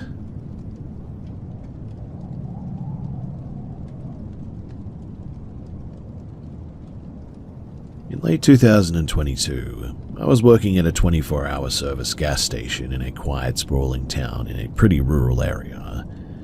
The shifts were long, the routine was pretty mind-numbing, and because we were a small team, we relied on our gut instincts to keep the place pretty secure. That's when a man in his mid-40s started showing up.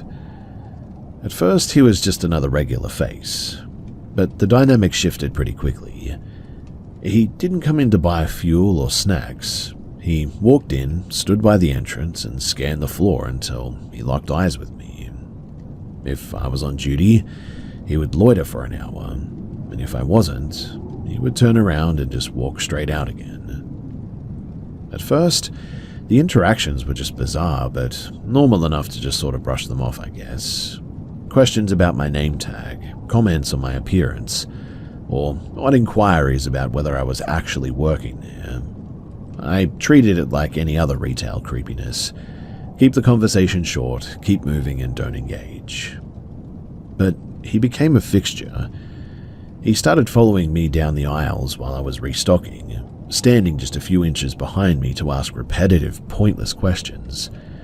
I started ducking into the staff-only office whenever he pulled into the lot. Then came the sinking realization. I had seen him before. About a year earlier, I had worked at a different store in a neighboring town, and he had been a regular there too. This wasn't a coincidence. It was a pattern. A few days later, a co-worker pulled me aside. She'd been reviewing the security footage for an inventory discrepancy and found something that made my blood run cold. She showed me a clip of him behind the hot food counter. He was moving with purpose, opening cupboards, sliding out trays, and scanning the under-counter storage, as if he were a shift supervisor. He had no uniform, no business being there, but he acted like he owned the place. He only left when a customer walked up to the register at one point. He wasn't just a creep, too. It seemed like he was practicing for something.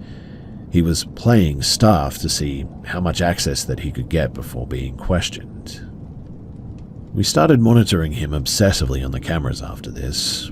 The routine was always the same. Pick up a bottle, put it down, pace the aisle, and lean around the positions to watch me work.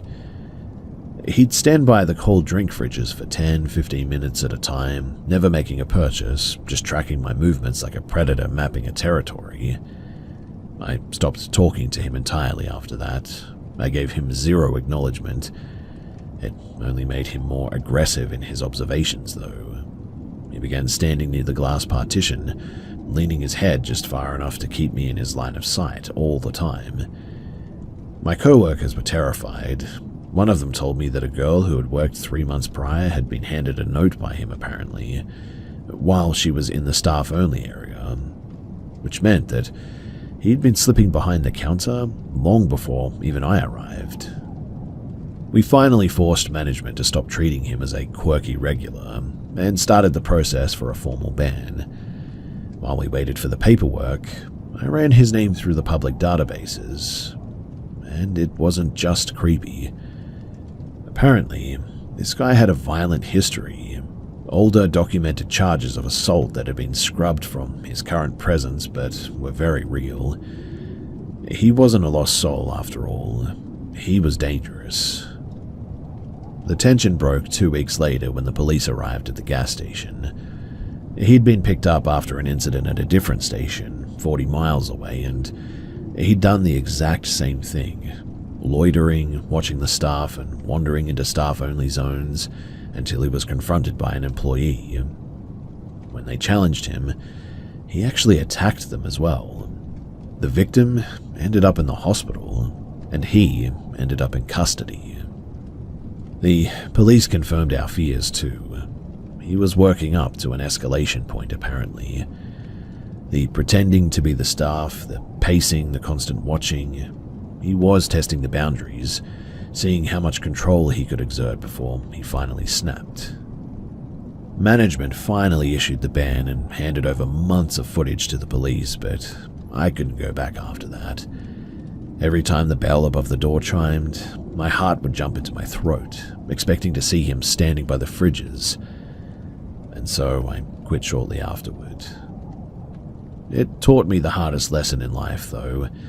Never prioritize being polite over your own safety. If your gut tells you that somebody is mapping you, then trust it. You're not overreacting. You're reading a clear warning.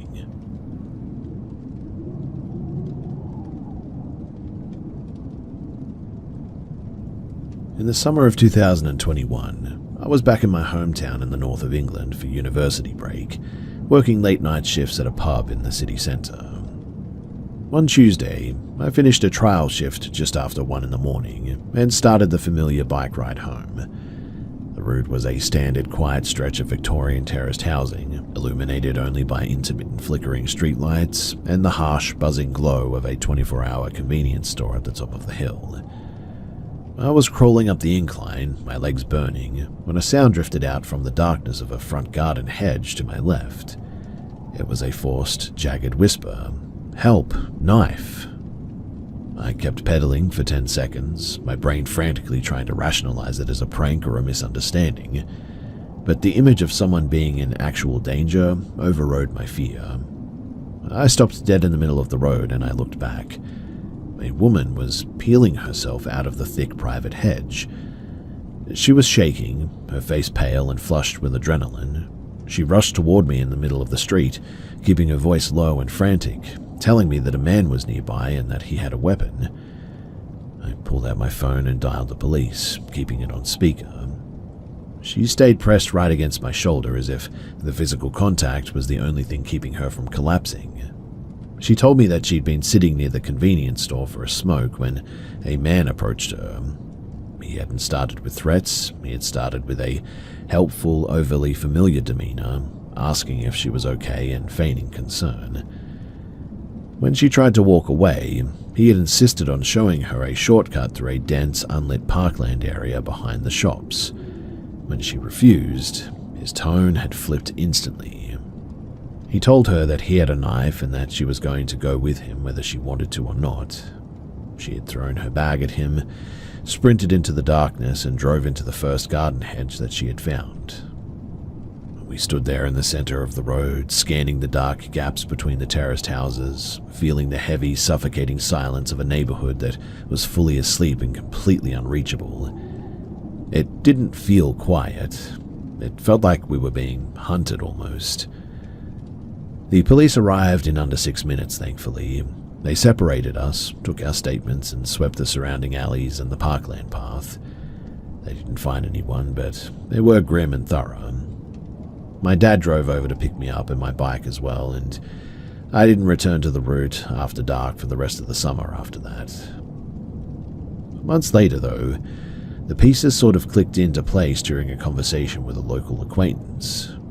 A man had been arrested in the neighborhood borough after a string of violent attacks. He had a specific modus operandi as well. He would pose as a good Samaritan or a helpful local worker to isolate people walking home late at night. He had a history of escalating violence, including a murder charge from years prior that had gone largely unreported in our specific area. He was finally caught after an attack that mirrored the woman's story almost perfectly as well. The feigned kindness, the insistence on a shortcut to a secluded area, and the sudden shift to lethal intent. I cannot confirm with 100% certainty that it was the same man, but the timeline and the tactics are pretty much identical.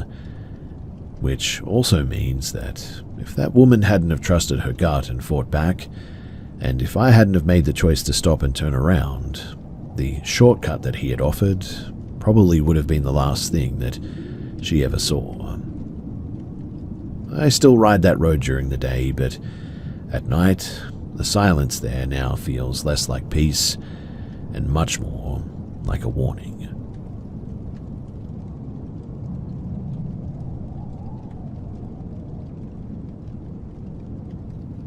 In 2018, my partner and I relocated to a small weatherboard rental just outside of a coastal town. We were looking for a quieter life, and the rent was impossibly cheap for a house so close to the water. It seemed like a fresh start. For the first few months, everything was pretty unremarkable. But then we started noticing the architectural details. Every single bedroom door and even the bathroom door had heavy exterior-facing key locks installed on the hallway side. The main bedroom even had a sliding deadbolt bolted to the outer frame. Then there were the windows. Someone had clearly taken a knife or a drill or something like that to the old-fashioned blinds. There were small, rough cut holes punched through the fabric, positioned at exact eye level for a seated person. Whether you were on the couch or lying in the master bed, you were being watched from the outside, it felt like. But we laughed it off as the quirks of a paranoid former tenant, until we started chatting with the neighbors. An older man next door eventually opened up about the previous resident. He didn't use names, just bad news. He spoke of constant, guttural screaming coming from the house at all hours, the kind of noise that didn't sound like normal argument. was a dilapidated garden shed out back that was a health hazard, filled with filth where the guy had kept a dog chained up for months until the neighbors finally called the rangers to have it removed. When we mentioned the locks on the doors, the neighbor just went quiet. He didn't look surprised. He looked tired, if anything. The reality of the house, though, crashed down on us one Saturday afternoon. My partner had ducked out to the local shops, leaving the inner door open but the screen door latched. I was in the bedroom when I heard a car pull into the driveway. Expecting my partner, I didn't think much of it until I heard the engine stay running. I glanced out the window and saw a black sedan with heavy window tinting. Not our car. It sat there, idling, then abruptly reversed and pulled into the second driveway on the side of the house. A man climbed out. He was massive, moving with a singular aggressive focus. He walked straight up the steps and, without a single knock, yanked the screen door open and stepped into the living room. He began shouting in a language that I didn't recognize, his voice booming and volatile. I was paralyzed, then hit with a surge of pure fight-or-flight adrenaline. I began screaming at him to get out, my voice cracking with panic. He switched to English, his frustration mounting as he demanded to know where he was, a name that I didn't recognize. He kept pressing me for the whereabouts of my partner, his eyes darting around the room as if he was looking for someone hiding in the kitchen. Then he stopped. He looked at me, really looked at me, and his demeanor shifted from rage to confusion. He asked, slowly, how long we had been living there.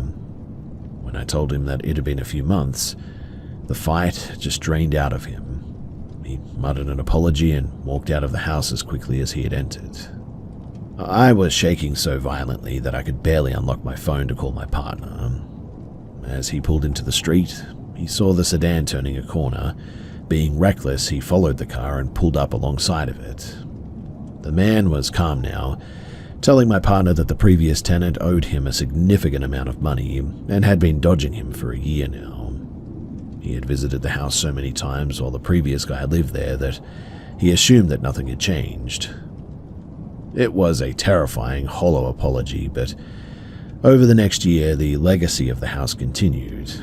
Other people showed up, some asking for the same man, some just knocking and trying the door handle when we didn't answer quickly enough. It was clear that the previous tenant hadn't just been a bad neighbor. He had definitely been involved in something systematic and dangerous. We stayed longer than we probably should have for financial reasons, but we turned that house into a bunker eventually. We installed high-definition cameras, replaced every lock, and never left a door unbolted, even if we were just in the backyard. We eventually moved on, but I still think about that afternoon. That man walked into our home ready for violence, and it was only by a stroke of luck that he realized that he was in the wrong place before anyone was hurt. It's a sober reminder that sometimes the cheaper rent is actually a tax paid in nerves, and you never really know who or what is still looking for the person who lived there before you.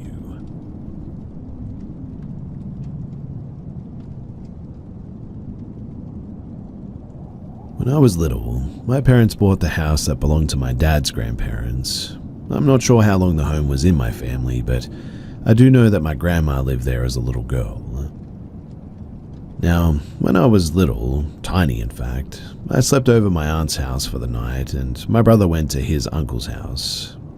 The only people in the house were my mum and dad. My mum tells me that they were in their room at night next to a door that had a staircase that went to a bedroom upstairs. They said that they heard my voice calling Mum over and over again, upstairs and then on the staircase. They both recall the same thing, hearing my voice. I wasn't home though, so they went outside the house and looked for neighboring kids, but it was night and no one was outside. The family next to us was from a different country and did not call their mother traditional mum as well, and they knew that.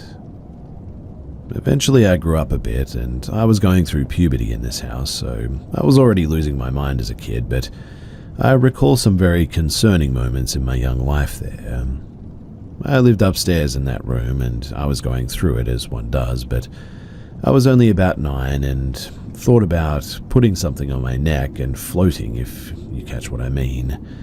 And I tried, but luckily I was immature and didn't succeed. The upstairs had a staircase, and it was open with white wooden balcony around it, so you could look down. And that room, it still gives me the creeps. When I was younger, my aunt's boyfriend's brother died on train tracks a couple of miles from the house, and you could hear that train come through at night. At the night of, I slept in the living room and woke up at dawn standing on my tippy toes looking at a window that was next to the fireplace at the sky. At this time of the morning, the sun was coming up and there were stars out. I could hear the train, and when I woke up later, my mum had told us that he had died. I think about this a lot.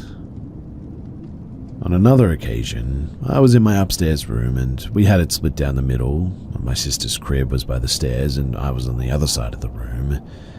We split it off by her closet and my little couch that I got from a garage sale. You couldn't see the closet doors from my bed, just the back of it. I was texting on my little flip phone and a towel flew and hit the wall. I was so scared that I couldn't move. I refused to be in that room anymore after that, too. I decided to move into the basement of the house when I was in 6th grade. I had a folding cot, an old TV. It was going to be my space. I suffered from sleep paralysis pretty much every single night, and I felt watched, uneasy and sick down there. My mum told me that my grandpa built the basement out. I'm not too sure about the basement, but it was not a good place to be, I'll tell you that much. We all heard footsteps down there, multiple times, shutting doors, running in the basement. Unfortunately, that was the most scary, but before we moved out, I took a school photo of myself and hid it in the baseboards of the stairs of the scary upstairs room. I doubt it's still there, but I heard the new owners gutted it years ago and Gray flipped it. But here's my dilemma. I've been having nightmares about this house ever since we moved out years and years ago. We moved out before I went to middle school. I'm in my 30s now. It's been a hot minute since I've been at that house, but my dreams are always supernatural, about me in the house as an adult. The most recent dream was about a demonic spirit telling me that I needed to paint a picture of a window with green ivy around it. The upstairs room's window next to my bed, the wall outside was covered in ivy. It completely took the house on that side too. And it also told me that I needed to paint myself at the window. I told my husband this and he said absolutely not, that it sounds like a trap and some conjuring stuff. I agree, but I really feel like I should paint it, and I'm not sure why I feel so inclined to do it. The house has been haunting me ever since, and we've all had supernatural experiences there, even my grandma as a little girl.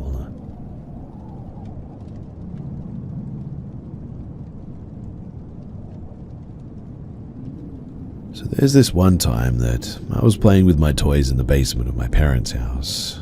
I was around 6 years old, so it must have happened in 2011. For context, at this time, the house was not fenced, and it happened a few times that people just walked through my garden to access the field behind my house, so it could seem not unusual, but wait for it. After eating dinner, my parents would let me play with my toys for a little while, since it was the Halloween vacation at that point. I can't say for sure what time it was, but it was definitely after 7 p.m. because I remember that it was already very dark outside. While I was playing, I heard a noise coming from, I thought at the time, the boiler room that is behind me. It usually makes noises, so I continued playing without even thinking about it. The door of the boiler room was closed like always. It's always closed because otherwise we can smell the fuel in the whole house. Anyway, I continued serving plastic food to my non-existent clients in my non-existent restaurant. Then I heard another noise. That time I turned around to see what made that noise, and where it came from, but nothing. The door of the boiler room was closed like it was supposed to be. I was confused, but didn't worry more than that and continued playing. Until I heard a knock coming from the window facing me. I looked up and there was a man standing there looking at me. The guy had his head between the bars of the window, and still today I could recognize him, even if it did happen 15 years ago. He was wearing his 90s Nike jacket and a faded blue cap. He had a beard of 2 days, and he looked like he was very tired. I remember him having these massive dark circles under his eyes, his expression being neutral when I noticed him. After a few seconds of staring in shock, I ran upstairs to my parents, telling them about what I had just saw.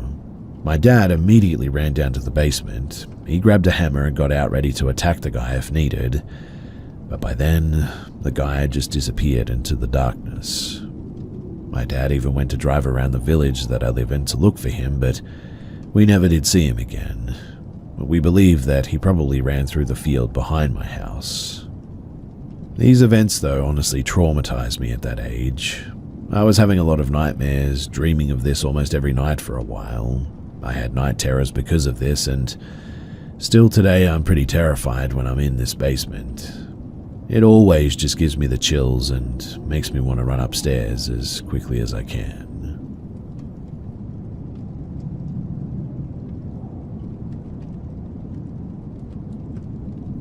So early this summer, I, male 16, got my driving license for a 50cc moped, common and popular thing here in Europe. And I was really hyped to finally get to ride with my friends and explore places that I couldn't have explored before without my moped. And everything went great for the first couple of days, until one day, me and my friends were just out cruising and having fun. It was a warm and sunny summer evening, so we decided to go ride on some smaller gravel roads on the countryside. We did that, and we were riding there for maybe, an hour, until everyone had to get home but me. It was probably like 1 or 2 in the morning at that point, but I still decided to stay there and just ride around and listen to some music in my headphones. I started riding towards this one small village, surrounded by fields, and there was a lot of farms there too. I rode a bit slower there than usual, so there wouldn't be any accidents with all the tractors and farm vehicles.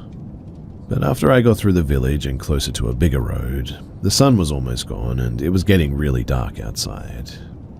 It had been a nice ride, and I decided to start heading home on this almost empty highway, even though the speed limit was like 100 kilometers an hour, and it's not allowed to ride a 50cc moped on the highways. But I did it anyway, as there was really no one around. Home was almost 30 kilometers away from where I was at that point, so I was just going full speed in case to get home before my parents found out that I'd been outside until 3 in the morning. But when I'd been riding for like 15 minutes, I saw a car stopped on the side of the road with its lights on, and it had me a little bit creeped out, to be honest. I just pushed it out of my mind though and kept going, since I was almost halfway home anyway.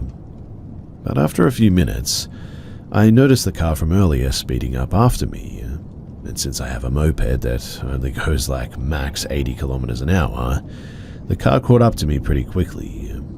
And then the car started to pass me, and when it got beside me, I looked in there and I saw a man, but he was covered in blood, and he was looking straight at me with the crazy eyes, if you get what I mean. He was smiling at me, so I got very scared, and he rode alongside me for probably a minute, but man, it felt a lot longer than that, with him just staring at me and looking at the road every once in a while. Then the man raised his other hand, waved me goodbye before putting his finger on his lips and doing the shush thing. After that, he sped off and got off of the highway onto a ramp to a smaller road, and when he did that, I saw that the car didn't even have a license plate.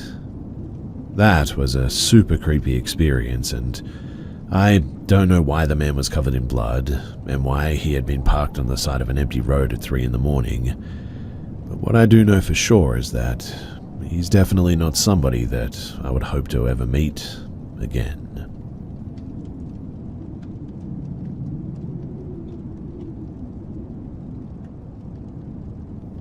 I would really like to try and find an explanation for these events that happened to me while I was younger. It still sticks in my head to this day and makes me feel anxious for some reason.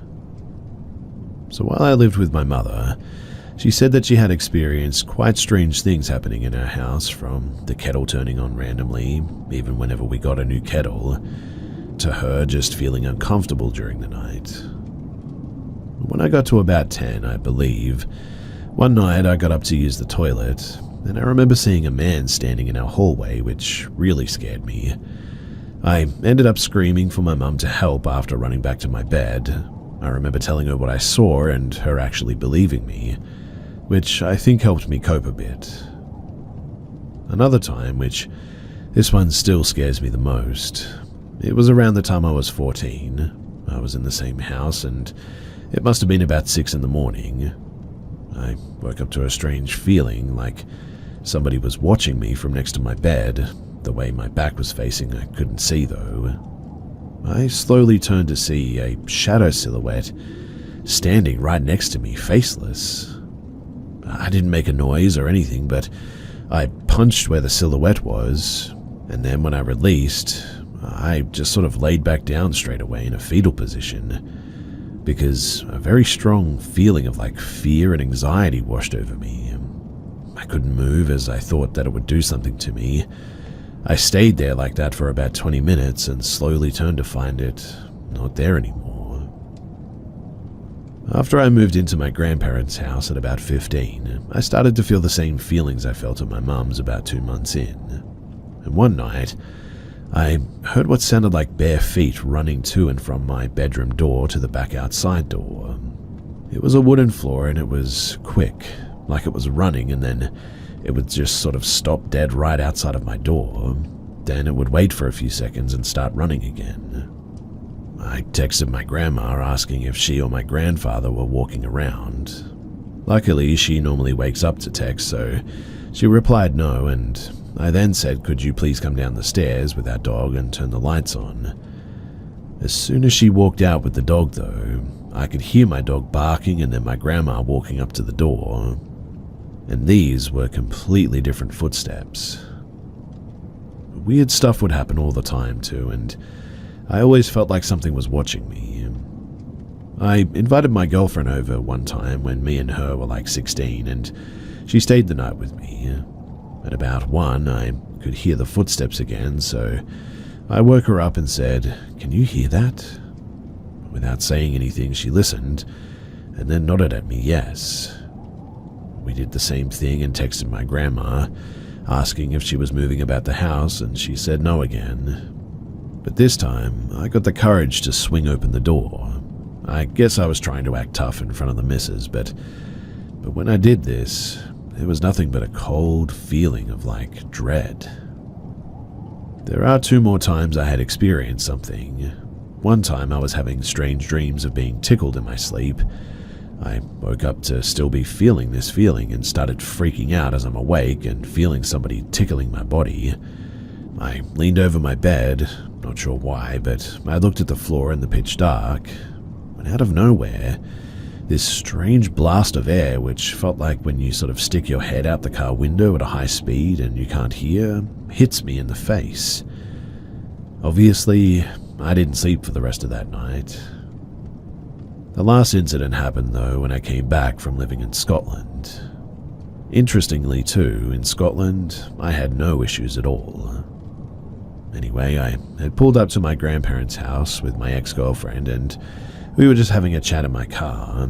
I look in the front window of my grandparents' house, and I see the same shadow silhouette that I saw all those years ago. Once I get into the house after coming in through the back door, I can hear the radio switch on up in the front room. My pop turns it off and says I haven't heard it turn itself on ever before. And really, that's about it. It's been helpful to share this to just get it off my chest, but if you have any answers, I would definitely love to hear them for closure. I have to try and stop thinking about these events that happened to me because they just make me feel a bit crazy and stupid. But anyway, if you have any information about what any of this could have been, then please do share it.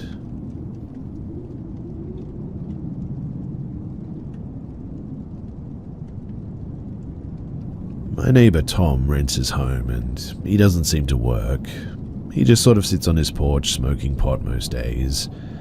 We've always kept to ourselves, but when I moved in 3 years ago, he introduced me to his wife, Susie.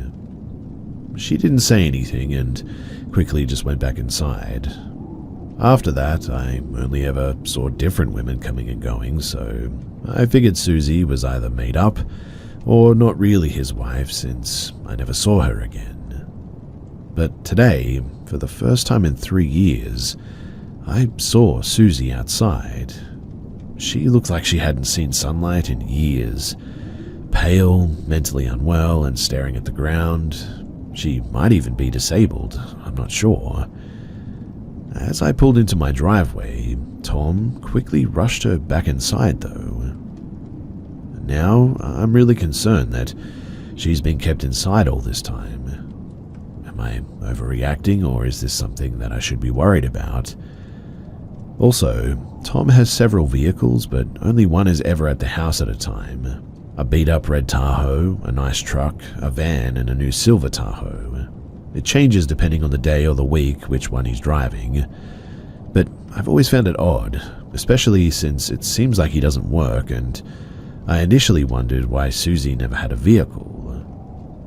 Anyway, based on some feedback that I got, I decided to call for a wellness check for tomorrow on my way out of town. I've also since investigated a bit more and looked up the license plates on 2 of the 4 vehicles that he rotates out, and neither match the vehicles that they're on. I've spoken with a police officer who's a friend of a friend, and I shared all the details in the background. He's thinking that it will be best to have a cop pull Tom for the license plate the next time that he leaves the neighborhood, and while they're dealing with the mismatched plates, another officer will go to the house to perform a welfare check. I'm now waiting on an official callback to confirm all and take my statements on record, and I'll keep you guys posted about that for sure. But this whole situation, something just doesn't feel right.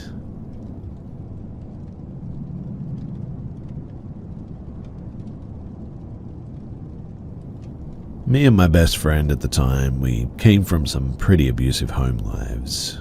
As such, we often sought refuge in the woods near our neighborhood. We did this because during the day, we would be free of our abusers and adults brushed this off as kids being kids. But on a particularly bad night, my drunk father invited his motorcycle gang over who were all terrible drunks themselves. They kept coming into my room trying to find me, but I hid away in my hamper, buried under my dirty clothes until they seemed to have given up or gotten too drunk to care. And quietly, after about an hour, I came out of the hamper and snuck out of my back window.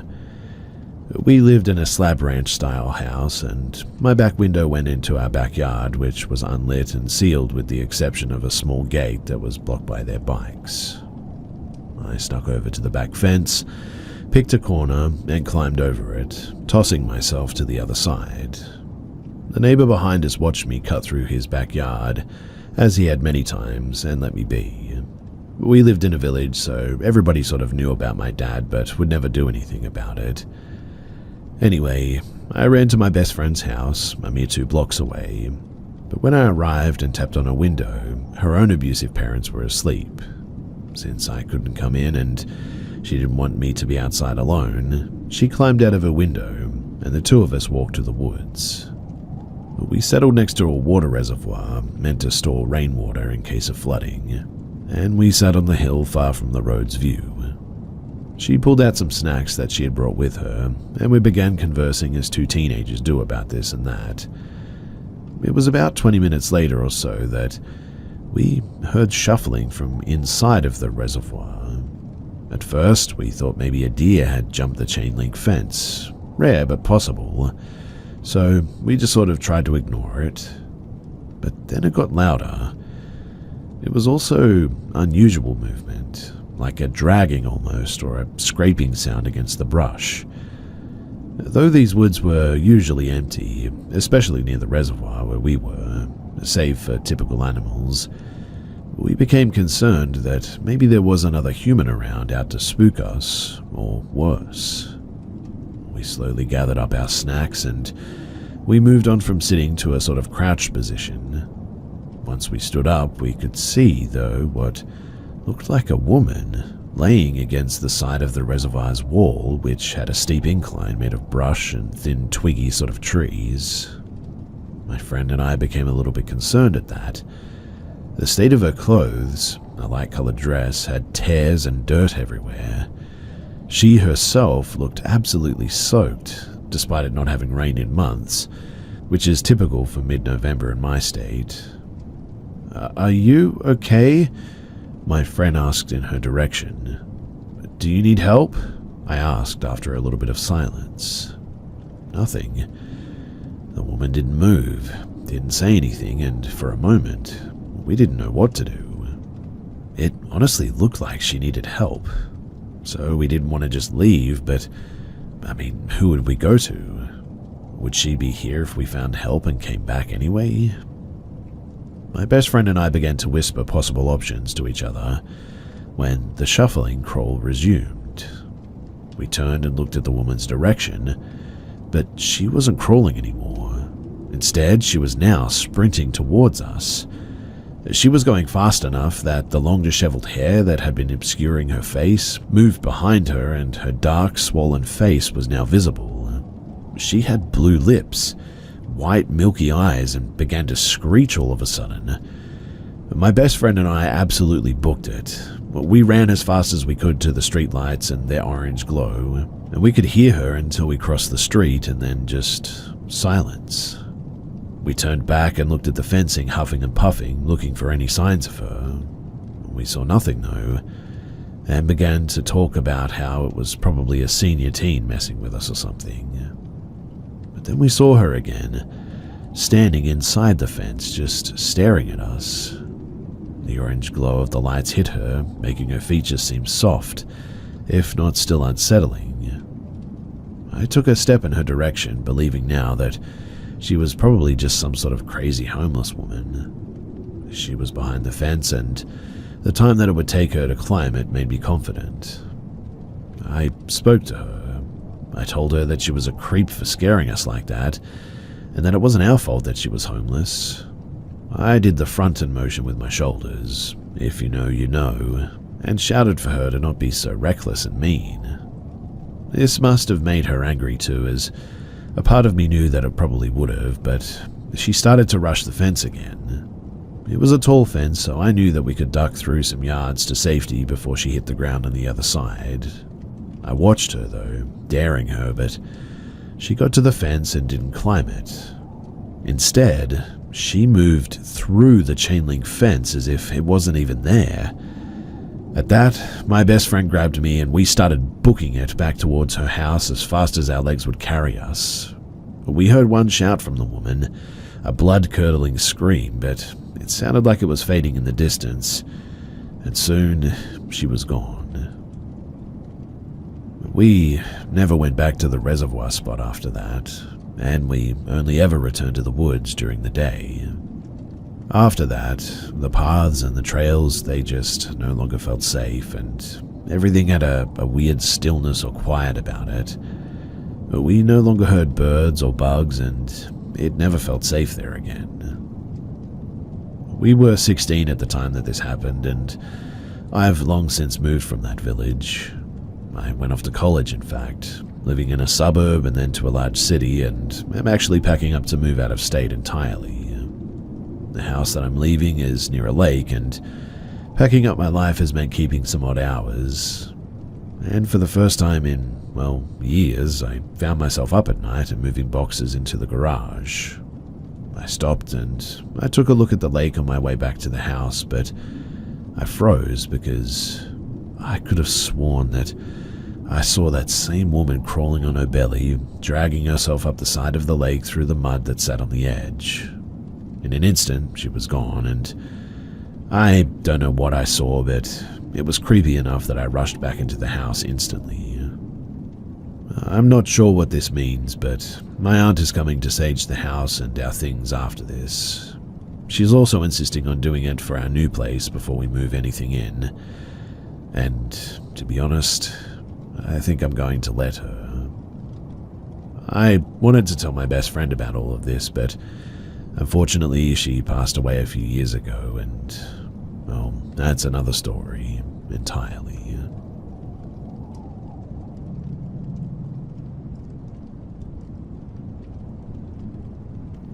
This happened a few years ago. While I've never been a real skeptic, I guess, I never had an actual personal experience until this point. I could tell a dozen stories from that place, but hands down the scariest experience I've ever had is this. In 2021, I was working as a private investigator for a security firm, but would sometimes be called in to cover security guard posts. I was called in over a long holiday weekend, during which a factory was going to be shut down. I covered night shifts, and during shutdown, everything in the building was powered off. Lights, machines, everything save for things like security cameras, lights in the office, alarms, the boiler, and I think the Wi-Fi too. This was a huge factory. It took roughly an hour and a half to make one round, in fact. And the entire building was pitch black, so in order to do rounds we had mag lights, and the cell phone to scan barcodes near the doors to track our movements. We also had to write down the readings from several pressure valves on certain water risers. 2 of the risers were 10 feet apart, and behind 2 large pieces of machinery along a back wall. To get the readings, we couldn't hold both the mag light and the cell phone, so we had to use just the cell phone to navigate. My first round, it had gone fine. No issues, everything secure, all doors are locked, everything accounted for. I had just started my second round and was getting the measurements from the risers. I got the first reading, turned to my left and was getting ready to walk the 10 feet to get the second, when a shadow appeared in front of me. It didn't really have a distinct shape, but was human height, and so black that I could distinguish it from the already pitch black of the factory. Before I could do anything, it flew directly at me, passing through my chest, and it was the most horrid, soul-deep, ice-cold feeling that I've ever had. I instantly collapsed on the floor, and while I don't know how much time had passed, I managed to call my boss at some point. Thankfully, he came and found me, called EMS, and while he obviously thought that I was nuts, this building had a reputation for paranormal activity and negative energy. It had ended the career of more than one guard, allegedly, so he knew something had happened. When EMS came, my vitals were all over the place. My heart rate was 180, while my blood pressure was only 74/40. I was in the hospital for a couple of days. While I doubt he ever really fully believed me, my boss has seen me handle first responses after a tornado, an active shooter, and even a hostage situation with relative sanity intact. And even he admitted that whatever happened rattled me to my core. I don't know what it was, a demon, a reaper, or just some very angry spirit, but it was not friendly. To this day, just thinking about that experience gives me chills too, makes me sick to my stomach and really puts me on edge. At 32 years old, I still refuse to be in a pitch black room again because of what I experienced that night.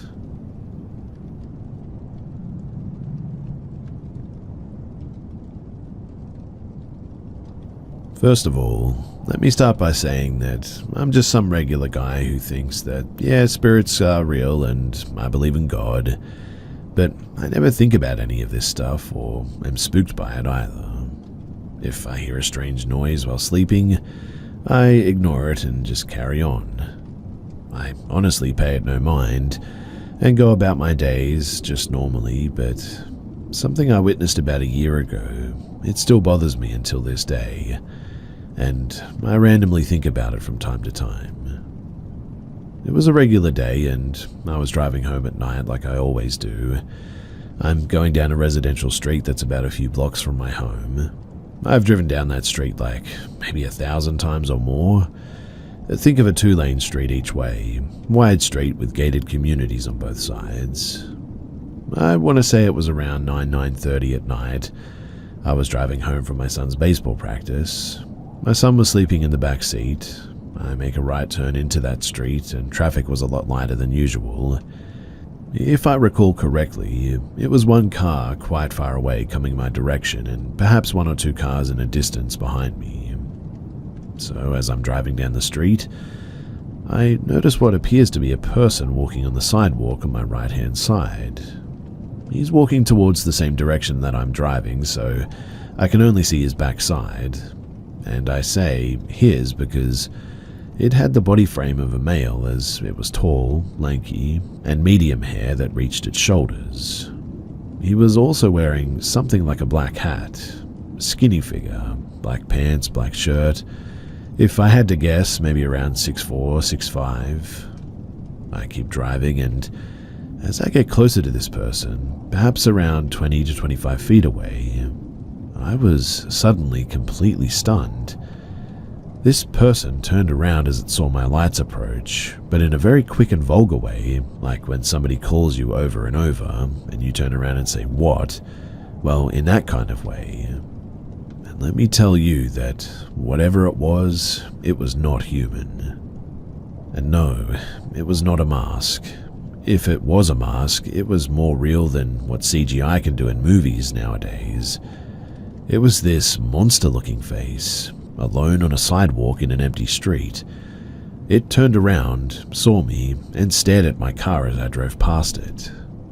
I looked in my rearview mirror, and it had stopped walking and just sort of stared. Immediately, my first reaction and thought to myself, aside from shock, was, "Dear Lord, what did I just witness?" And until this day, I still have no answer for it.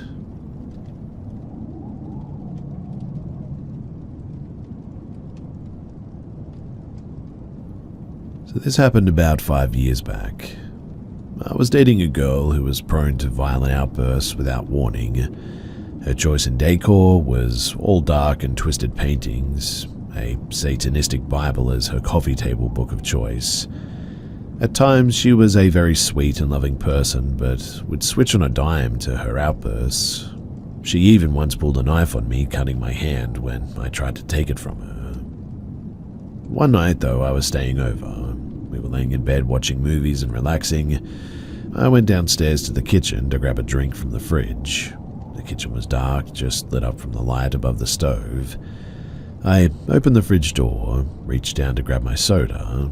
When I stood back up and closed the door, starting to walk back, I was met with a shadow, not on a wall, but rather right in front of me.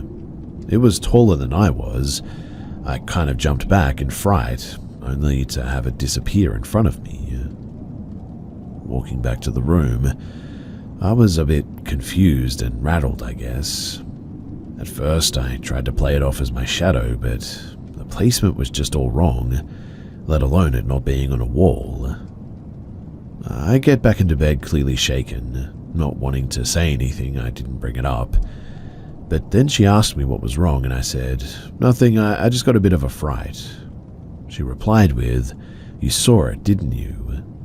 I asked her what she meant by that, and in a very calm voice she just said, "The shadow guy."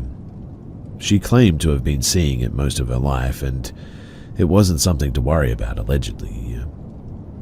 Our relationship lasted 8 months in total, and a number of unexplained things happened in that house. However, that was the only time that I saw something directly.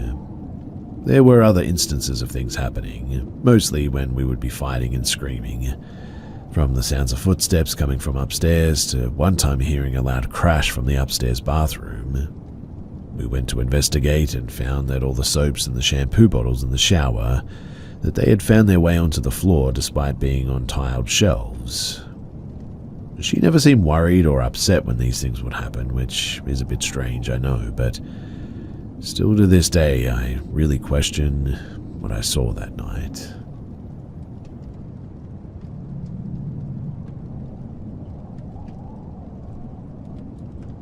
My children have been talking about seeing something in their room the last few weeks. This thing, they both described it as tall, lanky, grey-skinned with big black beady eyes. They described it as being surprised looking, but it's almost taking on features of people in the house. So, it is hairless, sometimes, but other times has long dark hair like myself. They said it's almost looking like one of the kids in facial structure or their aunt who they look a lot alike. The first time my oldest saw it, she actually saw an arm come out of her closet and wiggle its long fingers, and after it was peeking around the closet at her, when she would look at it, it would duck back in. She's 16, so she was like, "Oh man, I must be tired." But my youngest, she hasn't been told anything so as not to scare her, saw the same thing looking over their door at her. My mum was over and we got into the subjects of ghosts one time, enthusiasts that we are. My oldest daughter brought up seeing something, and before she could even get it out, my younger child was like, "Did it look like this?" and proceeded to describe it in detail, and my oldest said yes. So I know that they are definitely seeing the same thing, but I honestly haven't the faintest idea of what it could be. I can't tell if it's something bad because, it hasn't really done much besides show itself, but they do hear whispers a lot in there, allegedly. So far, they say that it hasn't been seen outside of their room. It's only ever been seen in there, but I am determined to get it out. I have to know what I'm dealing with first, obviously, but once I do, I'm going to try and get rid of it.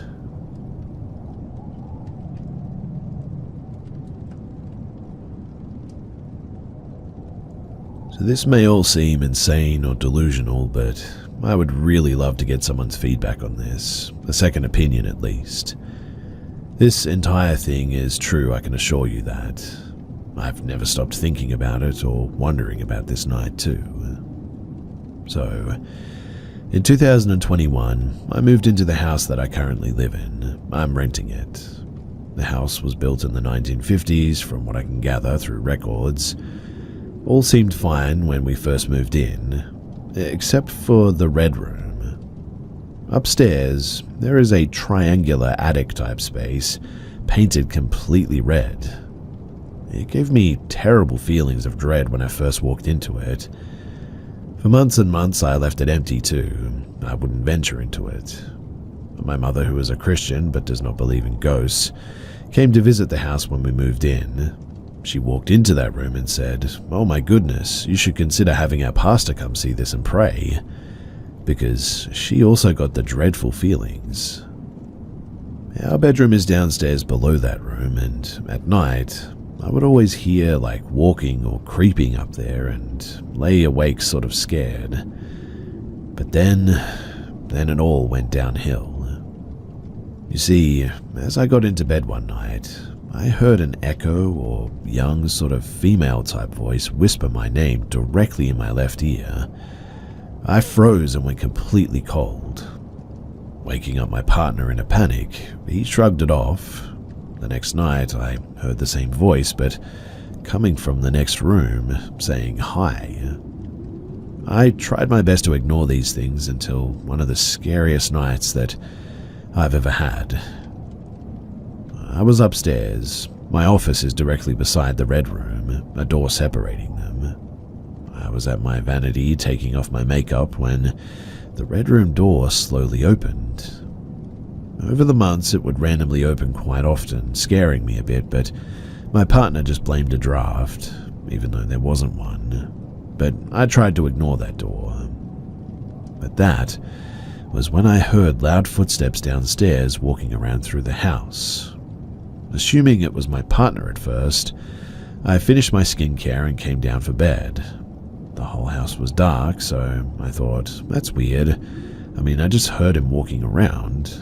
I walked into the bathroom to pee, and as I passed the kitchen, I saw a tall, dark shadow-type figure walk past me. I could see it through the light coming through the windows. I assumed it was my partner. I even spoke out loud saying, "Hey, I'll be in bed in a minute." After the bathroom, I walked to our room. Silent, because he was completely asleep. In a panic, I shook him awake saying, "How long have you been asleep for? Weren't you walking around earlier and in the kitchen?" Through his sleepy demeanor, he said, "I've been asleep for what?" And he looked at his watch. 2 hours?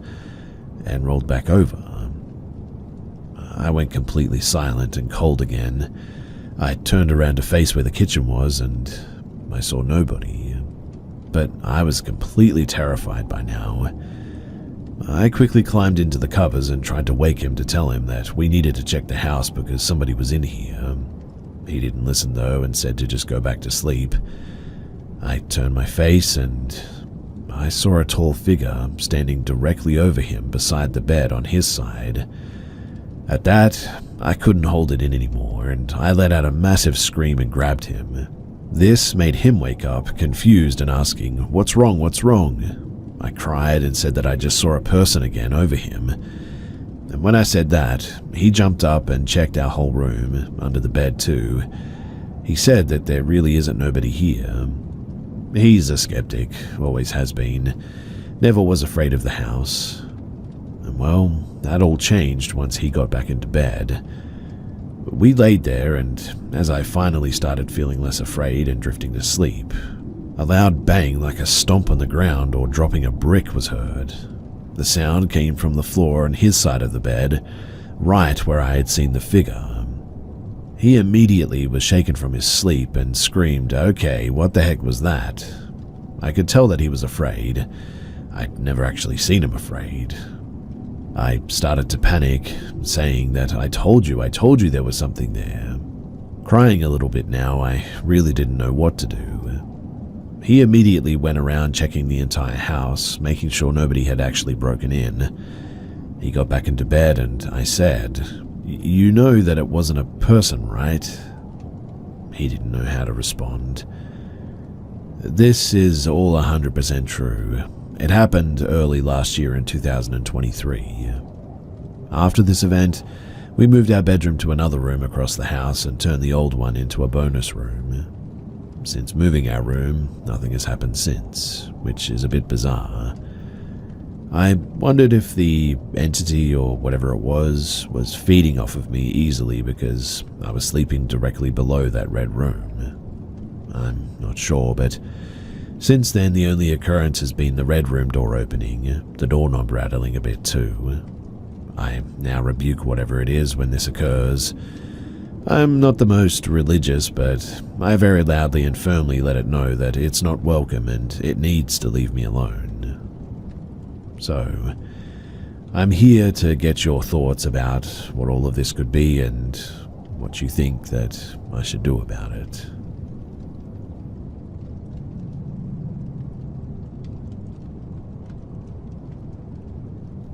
I generally consider myself a paranormal skeptic. I'm not religious and I have a hard time believing in ghosts. However, I like to entertain the idea. I enjoy ghost stories and movies, and I wouldn't rule out the paranormal altogether as an explanation for a situation that otherwise lacks an explanation. And this story falls into the latter category. This took place almost 20 years ago when I was around 15. I'm from a small town in the Midwest filled with plenty of older houses. One weekend, my parents took me with them to an open house at a house across town. It was a massive 2-story farmhouse built in 1840. It was at the very back of its property, maybe 5 acres, and surrounded by mature trees and plants. The land had been somewhat decently maintained, but the house hadn't had anyone living in it for a while. It wasn't dilapidated inside or out, and it could certainly be lived in immediately, but it needed some TLC. Think the house from Ghosts in the UK, but with more Berber carpet. The approach to the house was beautiful though, and had such a neat charm to it. We all really liked it. However, once we were in the house, I just felt, well, strange. This was an open house, so there were probably 4 or 5 other groups of people touring throughout, and despite that, it was just so strangely quiet. We toured all around, starting with the upstairs. There was such an odd vibe up there too. I kept feeling kind of dizzy and claustrophobic, even though it was a huge house. I was ready to leave after the weirdness upstairs, and from seeing the amount of maintenance that we'd have to do as well. But I was along for the ride, so we went down to the main level and looked all around. It felt a lot better down there, and I didn't get as uncomfortable as I did upstairs. Finally though, the real estate agent started funneling everyone down to the basement. The door was in the kitchen, and it led to the kind of basement that you'd probably imagine a house built in 1840 would have. Bare bulb hanging by a thread above the stairs, completely unfinished walls, dirt floor, and stairs that would be perfect to have your ankles grabbed from the other side. You know the ones. Well, we all went down to the basement as a group and looked around a bit. Really not much to see except for cobwebs and old wiring. I admit that it could have been the old horror movie basement influencing my opinion, but I felt super weird down there as well, and was ready to leave. Once everyone had their fill of looking around, we headed back up the stairs to the kitchen. I ended up being the very last person in the group, which meant that I was the last person up the stairs. Since the rest of the group was sort of loitering around in the kitchen, we had to slow down on the stairs so everyone could pass by. And I remember, clear as day, I was standing on the 3rd step from the top, waiting to step into the kitchen and finally get out of this dang basement, when all of a sudden, my hair gets pulled from behind. I had or have short hair, and it felt like someone grabbed the hair right in the middle of my head and gave it a tug. My first thought was maybe I got my hair caught in something on the wall, so I looked all around for the offending object. But the only thing that I could have gotten my hair stuck in was a wall-mounted fire extinguisher, but I know that I was nowhere near it. At that, I made a beeline out of there, soon followed by my parents. When we got in the car, I told them what happened. We've talked about this story every now and then throughout the years, mostly in a wasn't that strange sort of way. It remained my favorite ghost story to tell, mostly since I don't have any other first-hand ones. The property, though, it was later sold to a local restaurateur, who sadly bulldozed a lot of trees and front lawn to build a new Italian restaurant. The house remained intact at the back of the property, and still does to this day. But fast forward around 4 years, I had moved to college and largely forgot about the hair-pulling thing. My mum called me and said that she had just had her mind blown and that she needed to share this. She had gone to a hair appointment with her stylist, and the topic of the Italian restaurant and house came up. She told my mum that there's allegedly an older female spirit that likes to mess with people, especially men, on the steps leading to the basement. She said this too without my mum having ever mentioned my experience to her. She had no idea that I had my hair pulled 4 years earlier. Of course, my mum proceeded to share my story from the open house with her, and I swear chills went down my spine. In fact, I'm getting chills even just sharing this. The house is still standing, and the Italian restaurant is still open as well. Part of me wants to go back to that house, but a much more sensible part of me wants, well, nothing to do with it. Anyway, if you've gotten this far, then thanks for listening.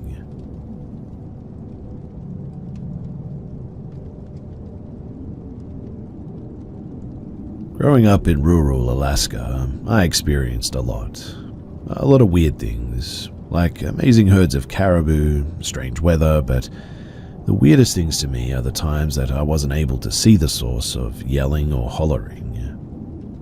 A lot of times I traveled alone throughout the Brooks Range and up into the North Slope to hunt and trap. From a young age, I learned how to hunt and field dress animals too, set up survival shelters, and even how to travel at night with the usage of the constellations like my ancestors before me. But these long and very arduous journeys sometimes brought me more than I was willing to endure. In the winter of 2017, I had a trap line along the left side of the valley headed northbound. The trap was set every few miles, and I was traveling along my trail when I saw a figure in a bunch of diamond willows ahead of me. The bunch of brush was about a mile or so away, but I could see the dark figure walking like a person. I wondered who would be out in January when it's the coldest time of the year just walking like this, when they just suddenly vanished. I looked out of my binoculars and scanned the area and just put it off as my imagination or someone with a snow machine, a snowmobile for you lower 48ers, and they had taken off along my trail or something. So I continued on. At my next trap, I stopped and shut off my machine. It was calm and surprisingly warm, for that time of year anyway, so I was able to shed my parka to reset the spring trap that I had come across. As I set the trap, I then started to hear a low, bellowing noise from up in the small valley. It came off like a person just yelling at first, but then it grew deeper, like a bear warning off another, but it was January. Nothing like that would be out and about. The most that you'd find would be wolves, maybe wolverines and caribou. Even moose tend to travel south for that time of the year. As I started to pack up, the noise began again though. It grew louder and louder, and I remembered that figure that I saw and wondered if they had anything to do with it. But I did my best to ignore the noise like my elders had taught me, and to just go about my business. But then, suddenly, I could feel eyes on me. I looked towards the valley where I felt the weird sensation, and there was nothing. I even pulled out my binoculars and looked, but nothing. I listened for the noise again, and when the bellowing began again, I responded this time. I did the same noise back at it, and it stopped quickly, like it recognized the noise that I made. Then it got eerily silent. I was uneasy, so I packed up and I left as quickly as possible. And I haven't been back there since. I pulled the trapline that winter, and I do not plan on going back.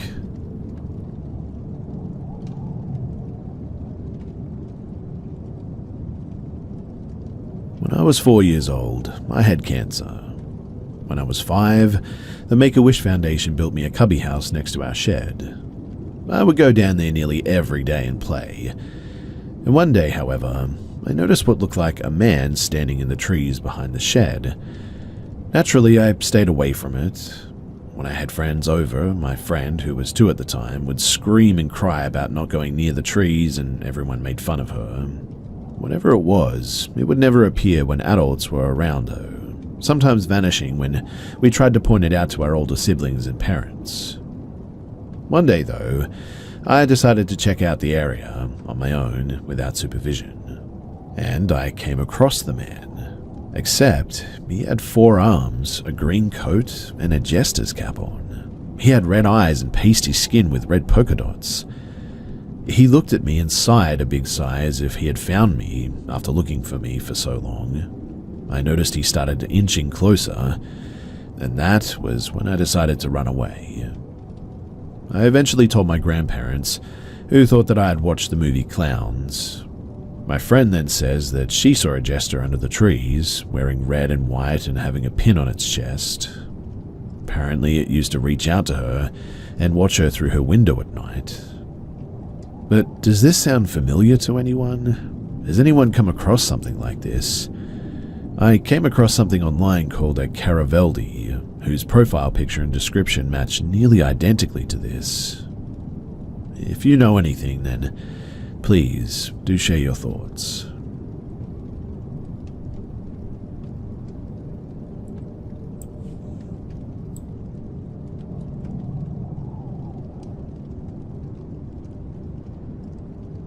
So I live in a 40s concrete duplex, and ever since moving in a year ago, things always feel a little tense once the sun goes down. And every now and then things are moved around whenever you leave a room and come back, and occasionally whenever I'm up late working on my computer, I'll see white figures out of the corner of my eye, always in the same spot in the room. I also once had a sleep paralysis encounter where I saw it clearly as it zoomed across the room at me, but I think that I really messed up just now. So my bedroom door faces into a small hallway, and I've always made sure that when coming into my room, I always face my bed and never look away until the door is closed behind me. I don't know why I started doing this or even remember where it started, but it's just like an instinct, I guess. A few minutes ago, though, around 11:40 p.m., I got hungry, so I went to the kitchen to grab something to eat, but when I came back to my room, I don't know why I did it, but as I closed the door, I took a glance behind me into the hallway and saw something that I can only compare to like a mix of SCP-1471 and No Face from Spirited Away, like this white mask-like face, a little taller than me, and I don't think that I saw a body. I'm sharing this on my computer, and I just feel like a kid getting called to the principal's office, and I keep looking away to the spot in my room that the white thing likes to be at, because it keeps feeling like someone is standing next to me, and I keep seeing like a swishing white blur, like someone waving a sheet out of the corner of my eye. Also, just recently I froze in place because I could have sworn that it felt like someone put their hand on my shoulder for a couple of seconds. I don't know what to do about any of this, so I hope that somebody will hear this and will be able to help me.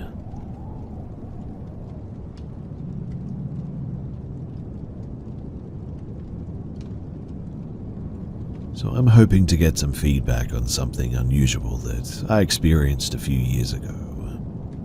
I've always been a bit skeptical of paranormal phenomena, but this encounter has always stayed with me. I want to share what happened and see if anybody else has had a similar experience or can offer at least any insights. So, this happened when I was 16. It was around 7 to 8 p.m. and I was in my fully lit bedroom scrolling through Instagram. I was awake and fully aware of my surroundings when suddenly my alarm clock turned on by itself and started playing Cake by the Ocean. A random detail, I know, but I remember feeling a bit uneasy at that moment, like something was off in the room, like I wasn't alone. I looked up and there, right next to my alarm clock, was what I can only describe as a humanoid entity. It wasn't solid, but rather it seemed to be sort of made of light. The light was bending in a way that formed the shape of a person. Arms, legs, head, torso, but no fine features. It was almost like a distortion of light, kind of like a heat mirage is the best way to describe it. The room also seemed a little bit more brighter than normal, almost like the entity was somehow affecting the electricity or the environment or something. I remember feeling terrified, but also knowing that whatever it was there clear as day. My eyes started watering and I couldn't speak. I ended up slowly backing out of the room, closing the door and running upstairs to get my dad, and when we went back down, it was gone. I've never experienced anything like this. I know some might chalk it up to just a vivid imagination or something psychological, but it felt real. My mum also mentioned that I had an imaginary friend when I was little, and she had a psychic once even mention it. That has always stuck with me a bit, and now I'm wondering if there's any sort of connection to what I saw all those years later. I'm curious to see if anybody else here has had any similar encounters with a light-based or energy entity like this, or if you have any insights into what I might have experienced. Thanks for listening, and I look forward to hearing your thoughts.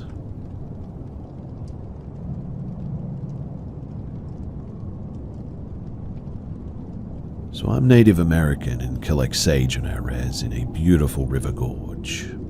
I took the same buddy from the last story from the Passade shower, and We ended up high on a primitive road, miles from the highway, overlooking said gorge.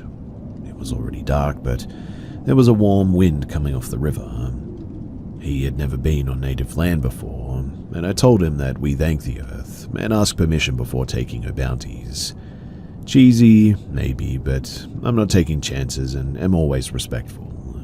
He's so white, though, that he's practically translucent. I call him Alabaster as a bit of a joke, but he's always been respectful about native customs and all that, so we get along. We kept hearing what sounded like tiny rabbits in the scrubby sagebrush all around us. There was some scrubby brush and trees that were dense and maybe 15 feet high. We were on res land, not where houses were though, and I thought maybe someone let their horses or livestock graze, as there was a large metal trough right there that we were hearing the small animal chatter from. This chitter was high-pitched and sounded really adorable, to be honest. It was at night and in the pitch dark, but the sound really didn't bother us. Anyway, my buddy wandered near the trough that was set off of the primitive road and in the scrubby trees, not really accessible to livestock or horses or anything. It was surrounded by sage and brush, but looked brand new and sort of shiny, I guess, which was a bit weird. But when my buddy got closer, something very large, larger than his 6'2" frame, came loudly crashing through that brush. We heard branches and brush snapping like a large wild animal was charging through there. We couldn't see anything, to be honest, nor did I want to, but I did my signature round 'em up whistle. And yes, I'm aware that whistling at night isn't really that good, but we scurried to the car quickly, apologized to whatever it was that we had disturbed, and quickly left the area.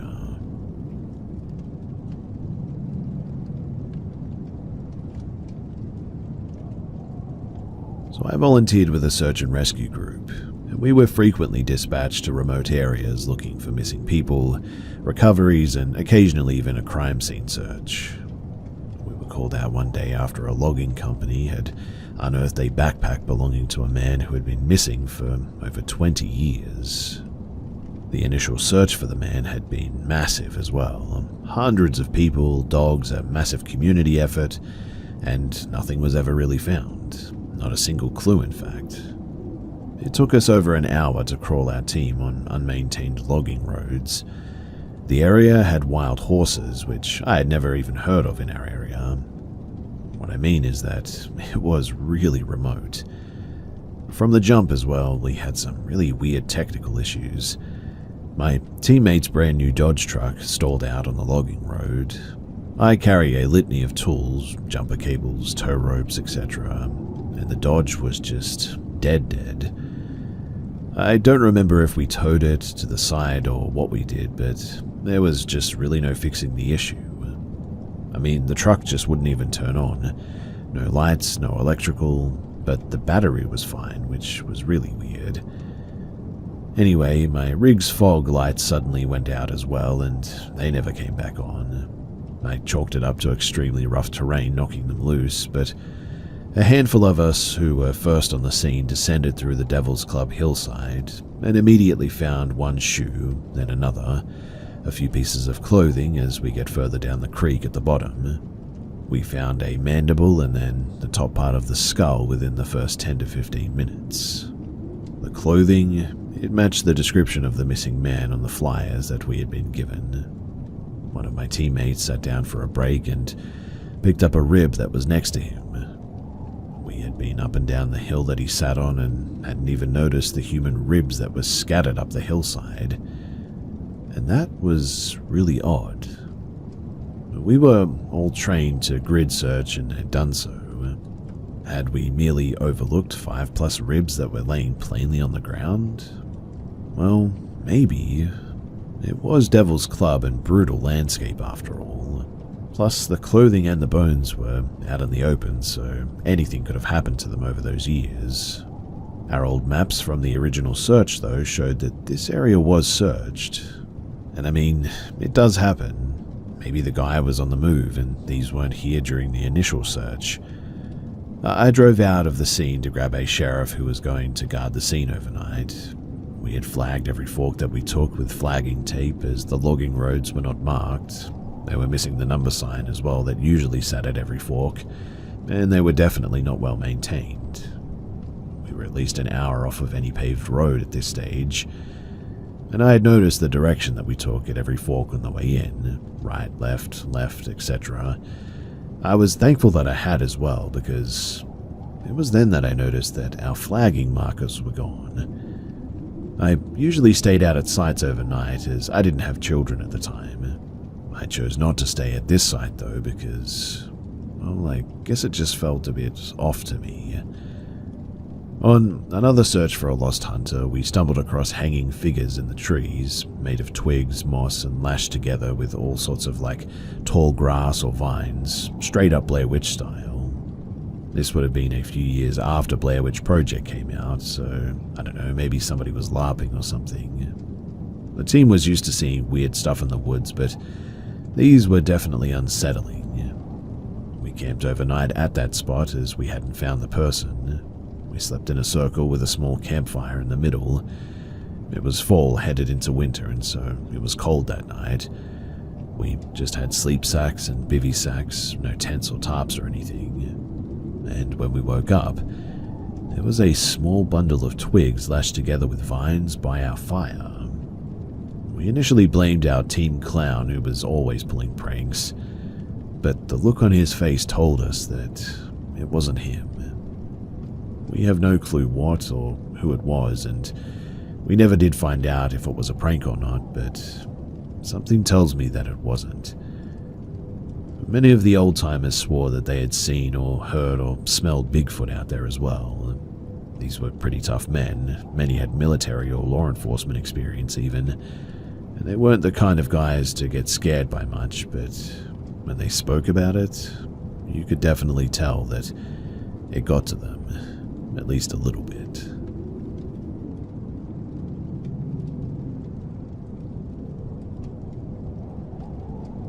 This has been going on for maybe 3 to 5 years at this point.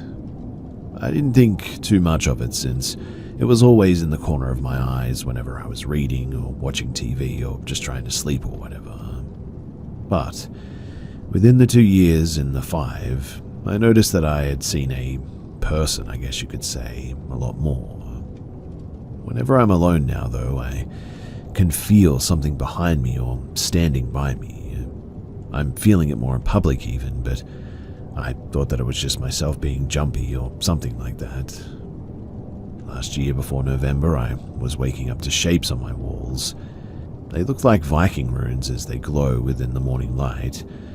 I hardly see them anymore as much, but when I do, they always appear like glowing in the dark stars on my walls. Anyway, on Saturday, March 2nd, I saw this person that I always see in the peripheral of my vision more clearly for the first time. At first, I thought that it was my brother checking on me, but he doesn't own a red mask or a grey hoodie with words on them. I immediately went into the bathroom to talk to him, since our bathroom has 2 doors to our bedrooms on each side, to see that it was empty. I told my mum about it as she thinks that I was asleep when that happened, but I can assure you that I wasn't asleep or tired or anything. And then today at 10 a.m. I saw it again, peeking through my front door to the hallway of my upstairs. The person was now in all red as they closed the door without making a noise like before. I saw their eyes, all wide as their pupils were black. I felt myself panicking, but I acted like I didn't notice it, even though I was looking directly at it. The body, though, was all red, as it wasn't clothes anymore like before. I don't know what the heck I'm seeing, but whatever it is, it's getting closer with better vision of that thing, and that is definitely freaking me out. So, that's why I'm here. If you guys have any idea as to what this is or what I should do about it, then please do let me know.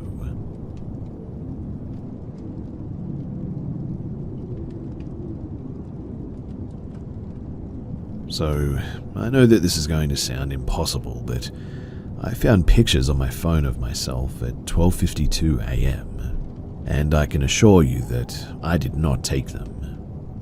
I was in the kitchen just trying to heat up some food when I woke up not too long ago in the morning and I checked my phone. I was looking for something in the gallery and I found 2 pictures of myself from last night in the kitchen, and the angle that the pictures were taken was by the kitchen bar. Now, there was nothing behind the phone to support it from that angle, like at all.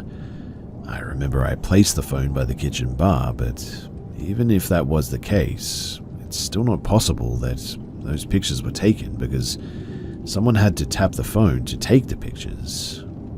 Also, my phone is new and it's never lagged at all or anything. There was no one home, I was the only one there. I only had my cat and she was in my room. And the whole thing is just really creepy. Obviously, I checked my apartment and did everything possible to find the truth behind this. I mean, possibly it could have been an intruder or something. But that's just not the case at all, and really I have no logical explanation, nothing to solve this. I came to the conclusion that this must 100% be paranormal activity of some sort. I came to the conclusion that this must be 100% a paranormal activity of some sort, especially after trying to recreate the angle like the pictures. My phone had to be definitely up in the air like that and tilted to the right a little bit. Something paranormal is definitely messing with me, and if anyone knows what kind of entity that might be able to do something like this, then please do let me know.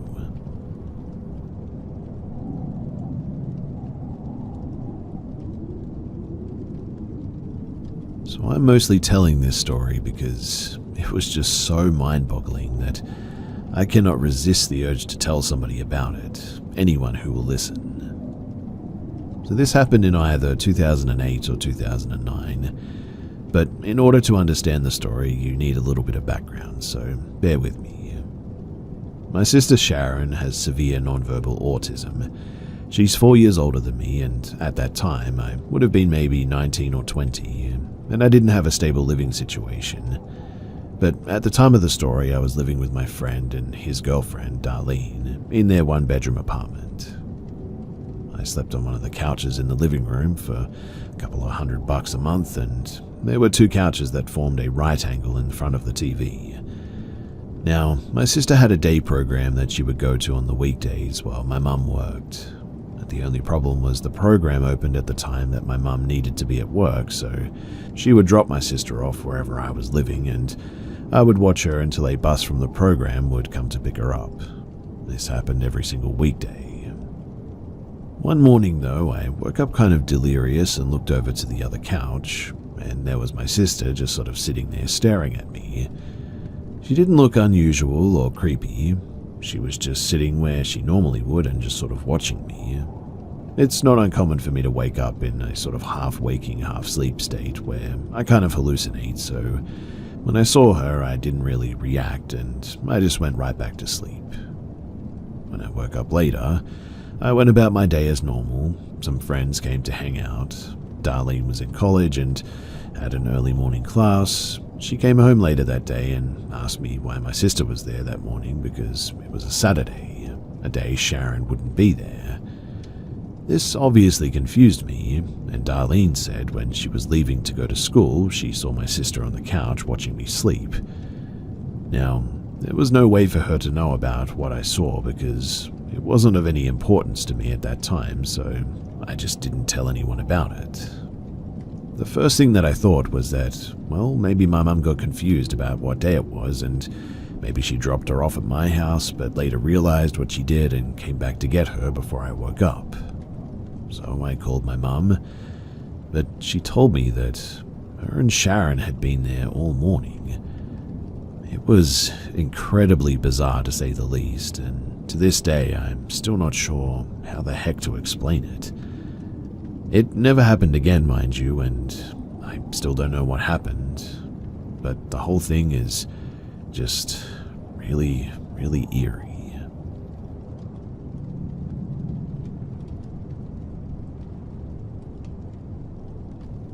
So I live in an old farmhouse that was built in 1860. and I moved in many, many years ago.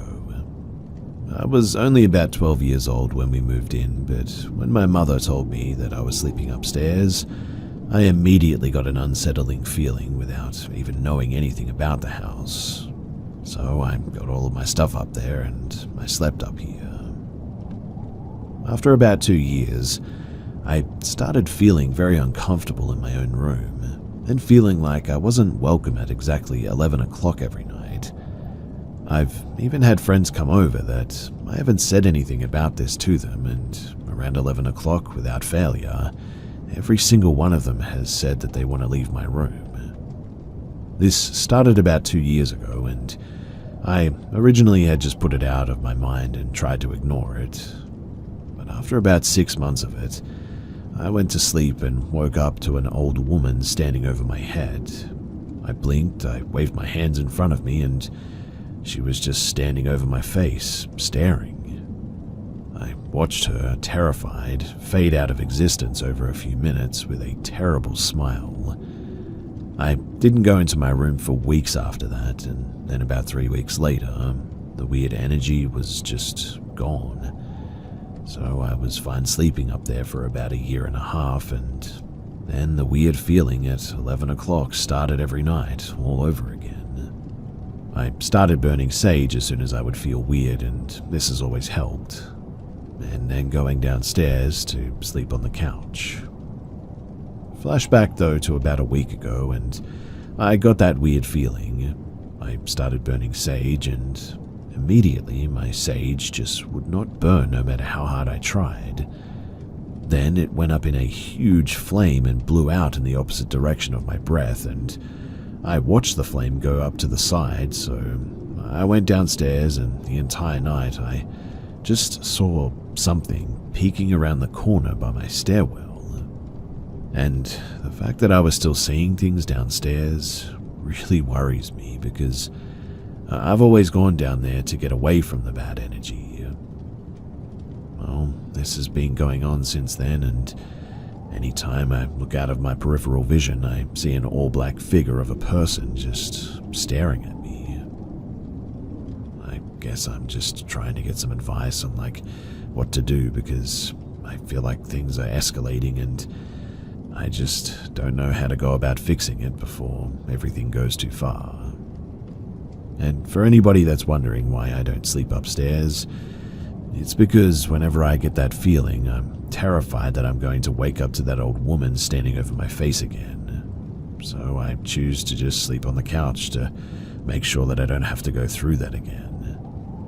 That experience was truly traumatizing, and I would do anything to stay away from whatever that was.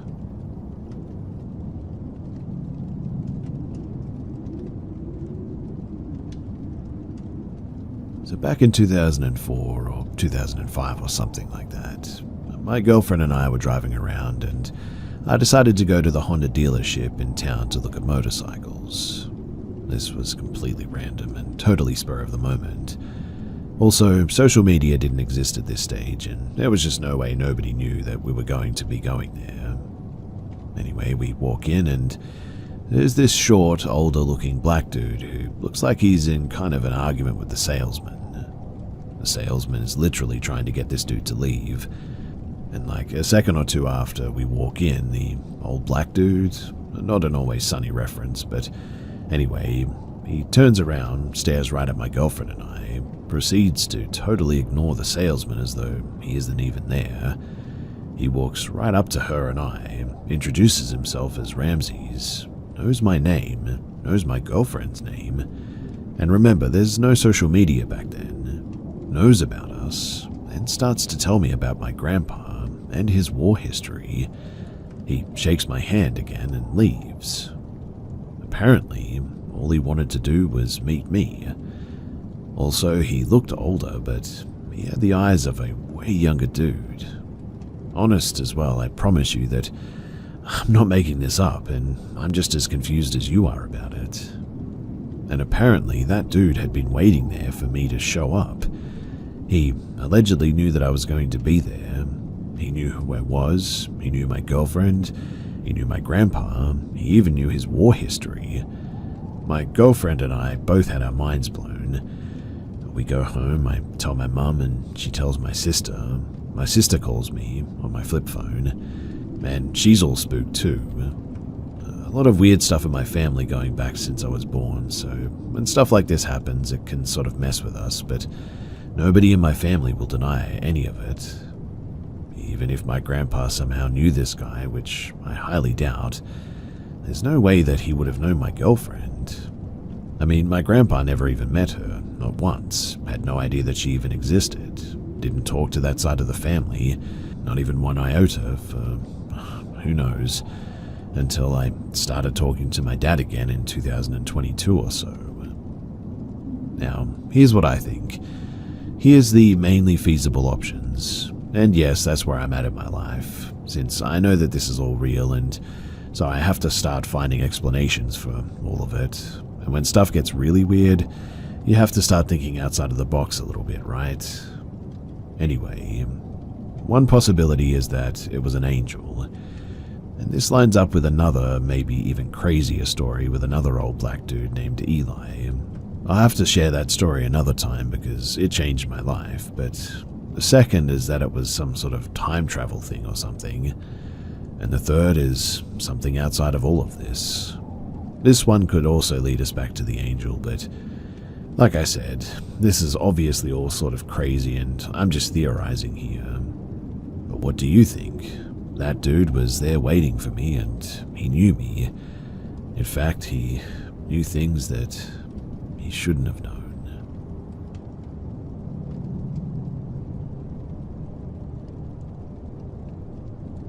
I am a long-distance hiker. I've hiked the entire JMT twice in both directions. I've hiked many miles of the Pacific Crest Trail, as well as numerous random trips in my time in the outdoors.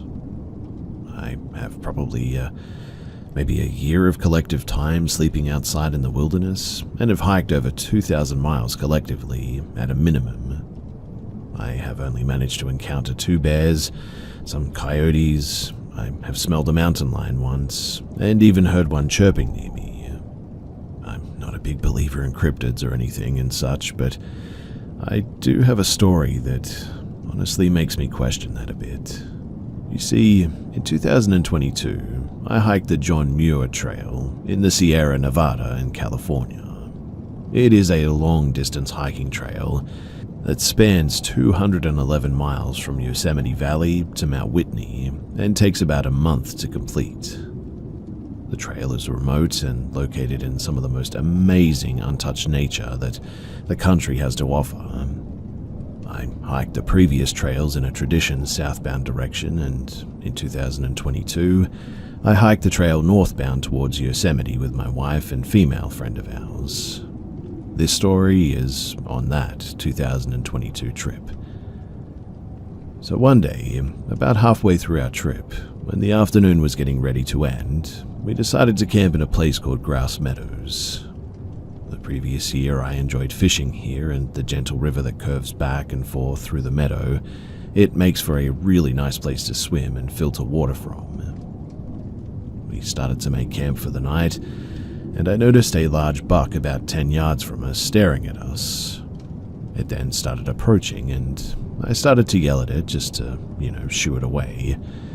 It circled around us a bit and left from us down the way that we had come from. I decided that I was going to catch a few fish before the sun went down, and who knows, maybe we could have some fish tacos for the night. The girls agreed and said that they would finish making camp while I was off. We split a 3-person tent, so it was pretty easy. Anyway, as I went down toward the small river in the meadow, there was a large rock near where we were camping, and it was about the size of, I would say, a 2-car garage, and about that tall as well. Large enough that you definitely couldn't see over it. Now, when I passed it, I noticed a young man walking around it in my direction. I was surprised by that because by this time most people are already getting camp ready, as it gets pretty cold and dark fast in the Sierra. I was also a bit confused on where the heck that he had even come from, as he was not on the trail. He was just sort of walking straight through a meadow with a river running through it, away from any trail. As he got closer, I noticed that he was only wearing a small day pack, blue running shorts, and a white t-shirt, all completely clean. That may not sound that strange, but when you're multiple days away from any trailhead that leads out of the mountain, it definitely is a bit strange. I was kind of walking away from him toward the river, but it seemed like he was following me, so I stopped and said, "Hey man, how's it going?" He replied, "Hello," in a very plain and sort of monotone voice. He then said to me in the same voice, "What are you doing?" I replied, "Well, I'm about to go fishing," as if it wasn't obvious that I have a rod and a reel in my hand. He didn't laugh though. As he kept following, he said, "What will you do with the fish?" I said, "If it's big enough and not pregnant, I'm going to eat it." At this point, I stopped by a little beach on the side of the river, and he passed by me, and I felt a bit of relief. He seemed a bit off to me, I guess, but then, just when he was about 20 feet past me, he stopped and turned around along the beach and squatted down and just watched me fishing. Eventually, I pulled one in, and it was a pretty good size, and I prepared to clean it, and just as I pulled the guts out of the fish, he said, "How does it taste?" And I looked over at him, waiting to hear a joke or something, and he was just smiling. A terrible feeling suddenly came over me, like that hair on the back of your neck type of feeling, just standing up. I said, "Well, I have to clean it first, man, and cook it and all." I said it in a way that would have come off to normal people as, "Okay, I'm done talking to you, it's time to go" type of way. I stuck my knife in the sand in front of me, and I didn't put it away this time. The man, after a while, said, "I'm hiking 30 miles today," and I said, "That's nice, man, have fun." And he just stood up and walked off into the meadow towards a tree line, not on or near any trail, and just sort of vanished into the woods. I went back to camp, and I didn't really say anything to the girls because I didn't want to scare them. The night came in and we ate and we went to bed, and honestly, I mostly forgot about it. But then I wake up. Well, actually, I felt woken up is probably a better way to say it. I noticed both girls sitting up, and my wife said, "There's something there." I was so tired that I just said, "No, there isn't. Go back to bed, guys." I laid down, and so did the girls, and within seconds heard a very fast shuffling sound, and immediately I sat up, and so did the girls. I said, "Oh yeah, there's definitely something there."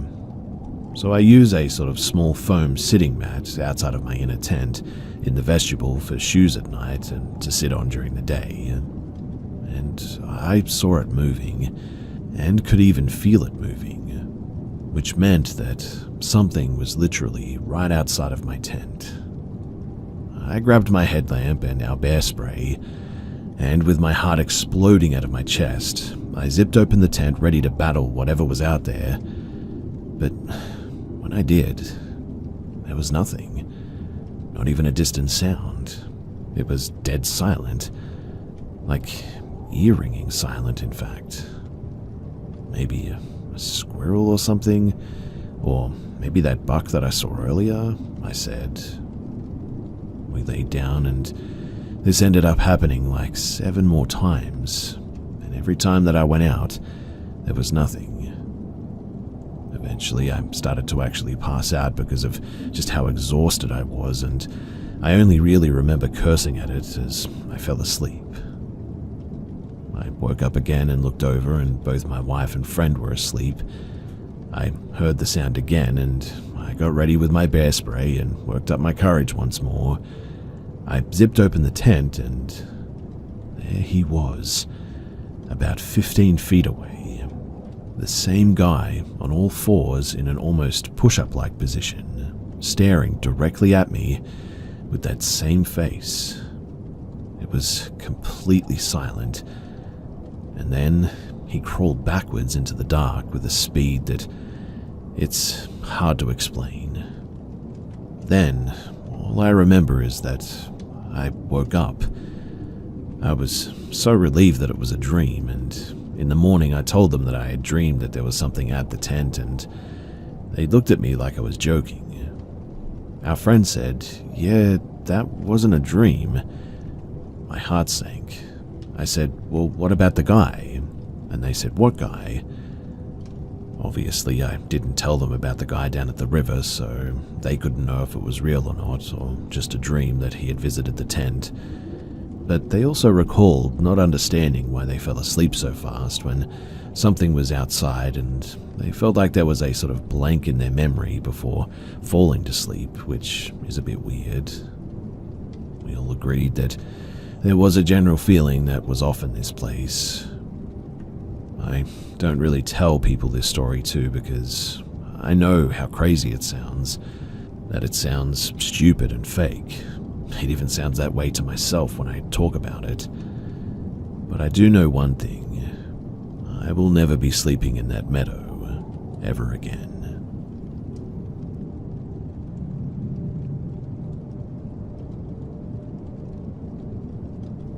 My house was haunted ever since it was built, and so I theorized that it wasn't the house, but instead that it was the land.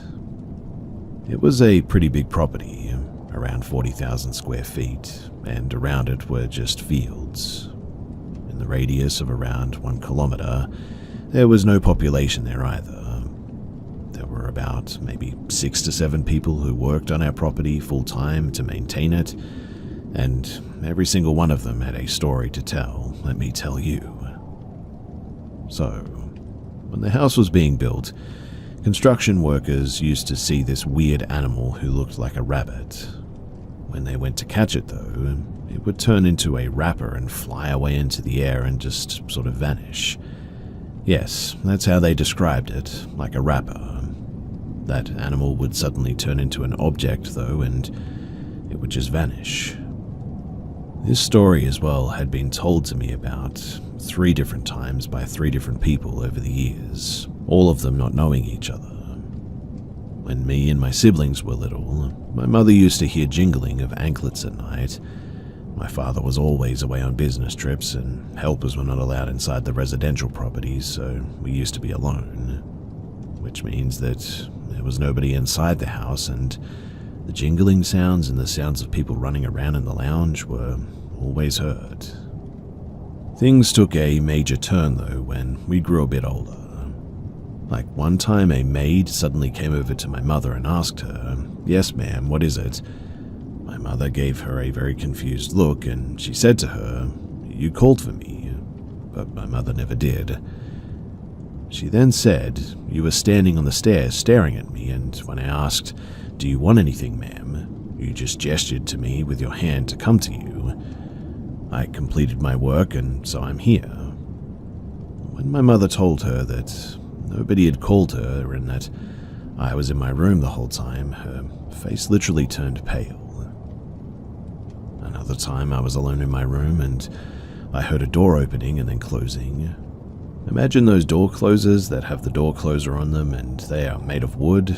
They make a big sound when they're closed. I hope you know what I'm talking about, but when I heard it, I went downstairs to check and the door was closed and everything was normal. I thought that maybe it was the air or something, which is a bit sus because air cannot open a wooden door, but that was just me coping, I guess. I closed all the windows shut so that there was no air coming from anywhere and I went back up. And the moment that I was on my last step, I again heard that sound of the door opening and then closing.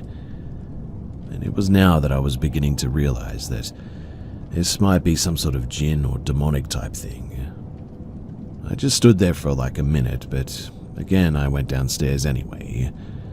I was in the middle of the stairs and I saw that the door was just hanging in between, like not closed and not open either. That was impossible, as that door had a door closer on it, and who the heck opened it? All the other doors and the windows were locked too, and there was no humans around apart from myself, and also definitely no air anymore. So I just sort of stood there a bit frozen, taken aback. I looked at the door for like 5 seconds, and then it closed itself suddenly with a huge bang, like a person just slammed the door. Well, that was enough for me. I ran upstairs and increased the volume of the TV so that I wouldn't hear it any longer, and just tried to ignore it. On another occasion, I was awoken by a large banging sound, like somebody was banging on the door very hard. The sound was coming from the lounge, which was a bit far from my room, but it was around 2 or 3 in the morning maybe, and I went to check it out. I was genuinely surprised too that nobody else was awake or seemed to be hearing this. I mean, the sound was very loud, but I tried not to think about it too much, thinking that they must just be in a deep sleep. When I reached the door though, I was completely in shock. The sound was coming from behind the door, as if somebody was banging on it, but as loud as the sound was, the door wasn't vibrating or moving or anything. It was still. Again, I stood there thinking, what the heck is happening? I was convinced that it was a thief at first or something, so I peeked through the window that was beside the door, and there was no one and nothing there. The sound was still coming, but there was no one behind the door, and it was a really, really strange experience. But as I told you, we were experiencing these things since even childhood, so I just turned and I went back to my room to go to sleep. There was also this one thing too that used to happen pretty regularly as well. Whenever one of us was sleeping alone in a room at night, we used to always feel as if something was pulling the toe on our feet. I swear as well that this happened so many times that I just eventually lost count. Another thing that usually happened to my mother, though, was that she was slapped on her leg. Even if we were in the room, she would just sort of wake up and angrily ask, "Did you just slap me?" I would always sit there clueless as to what she was talking about, and then we would both give each other that knowing look and just sort of go back to sleep or go back to our work or whatever. And the most strange part is that I used to get these dreams about strange types of darkness lingering in our house. One could say that my mind was just playing tricks on me, but hear me out first. So one time I had a dream that there were a bunch of children between the ages of 3 to 6 sitting on our lawn eating raw meat. The kids' clothes and bodies were very dirty, and they were just devouring the meat that they had in their hands. I woke up feeling a bit weird, but I didn't say anything. I went to the lawn to get some fresh air, and I saw that there was a trash bag there, randomly just sort of seemingly placed there.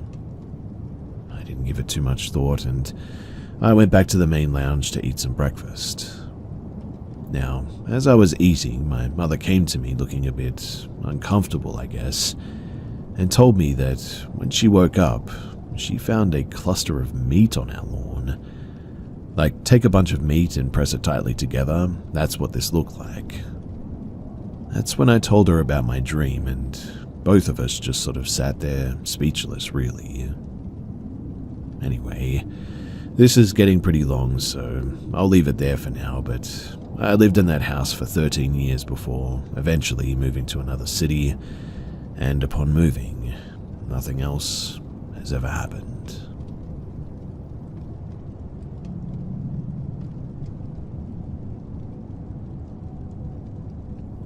I was 22 years old when this happened. So I worked in a grocery store which had been featured in the news. You could see me in the clip and it was clear where I worked. I had just came back from vacation and a co-worker told me that some guy had been coming around every day for a week asking for me. When I asked who or why, they told me that they had no idea, but he was around my age and seemed a little bit off to them. Well, a few hours passed by and my co-worker came and told me that the guy was back again, asking for me. His name was James.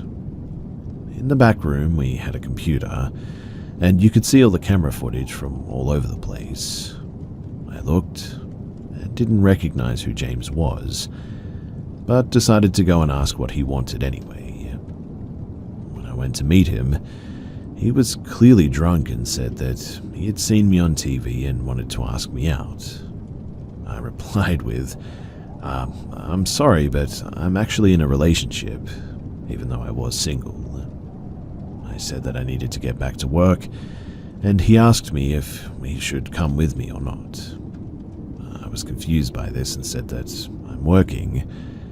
He then left, but I could see him through the cameras outside the store, just drinking. A few hours passed by, and he was still waiting for me outside, so I had to use another exit when I left. The next day, I came to work, and I saw him waiting for me outside the store. He had a huge smile on his face, and he immediately walked up to me. He was really shy and didn't say a word until I said, "Hey," while passing by to get into the store. He followed me inside and said that he needed to talk.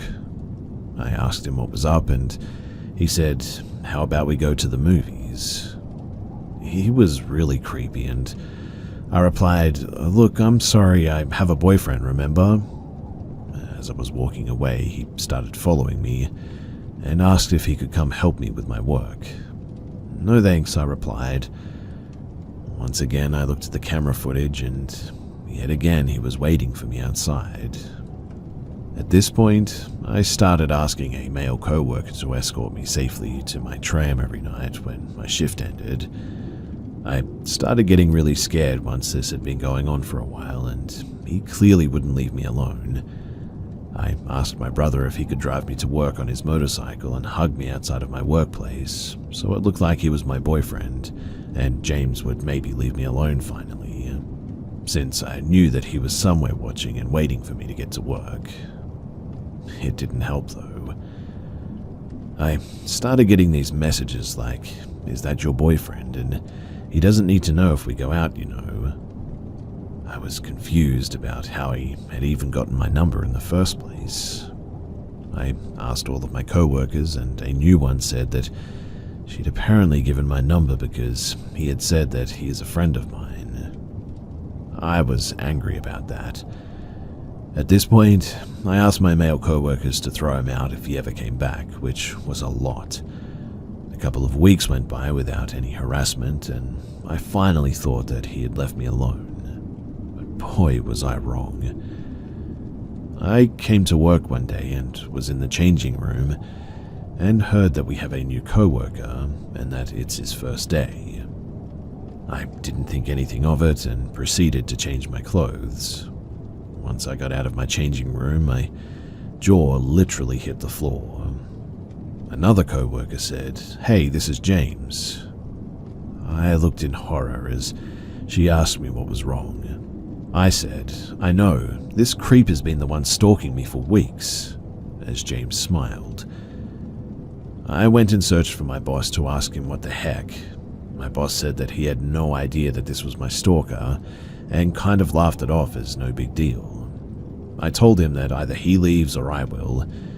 He said that I wouldn't have to work the same shift as James and he couldn't fire him. He lied though. You see, I had a lot of shifts with him, and wherever I went, he followed without saying a word. He just kept following me. I would often have my lunch break by the computer so that I could at least see where he was, and every day I could see him just staring at me behind me as I ate. We had cameras there too. This went on for a while. He would text me every day, but at work he didn't say anything, just stared at me. My boss finally understood though what a freak James was and that he didn't actually do any work, just stalking, and started to think of ideas of how to fire him. One time I noticed James was clearly drunk at work, and so I told my boss, and he got fired. And this is when the stalking, well, as far as I know, finally stopped.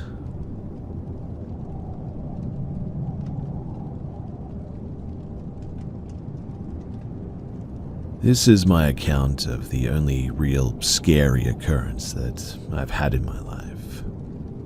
It was mid-October, 1992. I was riding home on my motorcycle from seeing some friends.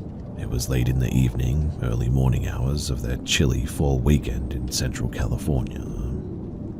I had made my turn off of the county freeway onto a less than well-lit country road. I remember that the road ahead was deserted, no headlights coming towards me, nor any taillights in my rearview mirrors. The road was encompassed, though, with large walnut groves on each side. The huge trees and the land swallowed the distance ahead in complete darkness. I was clipping along at about maybe 50 miles per hour when my eyes caught the jogger up ahead of me, on my right side. My mind quickly thought, how odd, wondering why someone would be out here jogging at this time of the year, at this hour of the night. As I approached him, I gradually moved to the middle of the road to give the jogger some space. I touched on my brights so that he could see me approaching. Now, understand this. At first, in my mind, there was nothing out of the ordinary, other than the timing of the situation. A hooded runner, heather grey sweats, a figure about 6 feet tall, jogging along the shoulder of a deserted country road at midnight in October. A bit strange, yeah, but really, who am I to judge? Anyway, as I approached him at a safe distance of maybe 100 feet away, bright headlight blazing, I saw him. Or perhaps I should say, it stumbled. I fully expected the figure to fall, sprawling face down into the plowed dirt, but it didn't. It fell to the ground on all fours, but very quickly and with amazing agility, it began running like an animal on all fours, like a wild animal. Mind you, I was riding at a regular speed at this point, maybe 55 miles per hour, but the hooded human form that I'd watched become a hooded animal was keeping pace with me for a moment. Then, as if it sensed that it had been discovered, it sped off to its right into the pitch-black walnut grove. Instantly, my blood ran cold. I downshifted out of instinct and throttled hard, and honestly, I was gone. All I could think of at that split second was that thing, that animal, might suddenly pop up in my rearview mirror with some horrific, maniacal, grimaced face right before ending me. Before I knew it, I was driving 5 miles down the road and my speedometer read 100 miles per hour. And just before I made my final right turn towards home, I got my courage up to look into my rearview, but there was nothing. There was just the pitch-black night behind me. Whatever it was now gone. Shakingly, I made my last turn, and I didn't look back again until I pulled into my garage and I closed the door. To this day, now 30 years later, I can tell this story, and my listeners will react with either complete disbelief, some believe me, and others are not sure. But what really was it? A person, an animal, a shapeshifter, a skinwalker or something? Or maybe a combination of all those? I'll let you decide for yourself.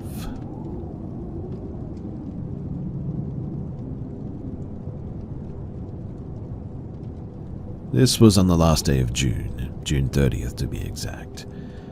My stepdad worked at a motorcycle shop next to the Native American res that we were nearby. This particular day, me and my mum had to go and help him at work, because they were moving to a different building to somewhere about a mile away. My stepdad told me a story about something that had happened there one time, paranormal-wise, and I've always believed in the paranormal, so I was sort of curious, I guess. Ever since I was little, I've heard voices and stuff, seen things that weren't really there, or things would fly across my room and stuff like that. So my stepdad had told me that one time he was there, he was exhausted from the summer heat and had been working all day. He was feeling a little bit vulnerable, according to his words. That's when demons come out to get you. And he said that He was talking to my mum, and the next thing that he knew, he was leaving the building. But what had happened was he had actually choked my mum out, almost killed her in fact. She had a broken nose, choke marks, and honestly, I've known this man for a long time, and this is just completely unlike him. My stepdad was never scrawny, like at all, but he was maybe about 160 pounds, 5'8"-ish. My mum was like 5'11" and 245 pounds. Two other people saw this happen, and they both attested to the fact that his eyes went completely black, and his whole demeanor just suddenly changed. He eventually overpowered whatever this thing was and dropped her, leaving the place on his motorcycle immediately.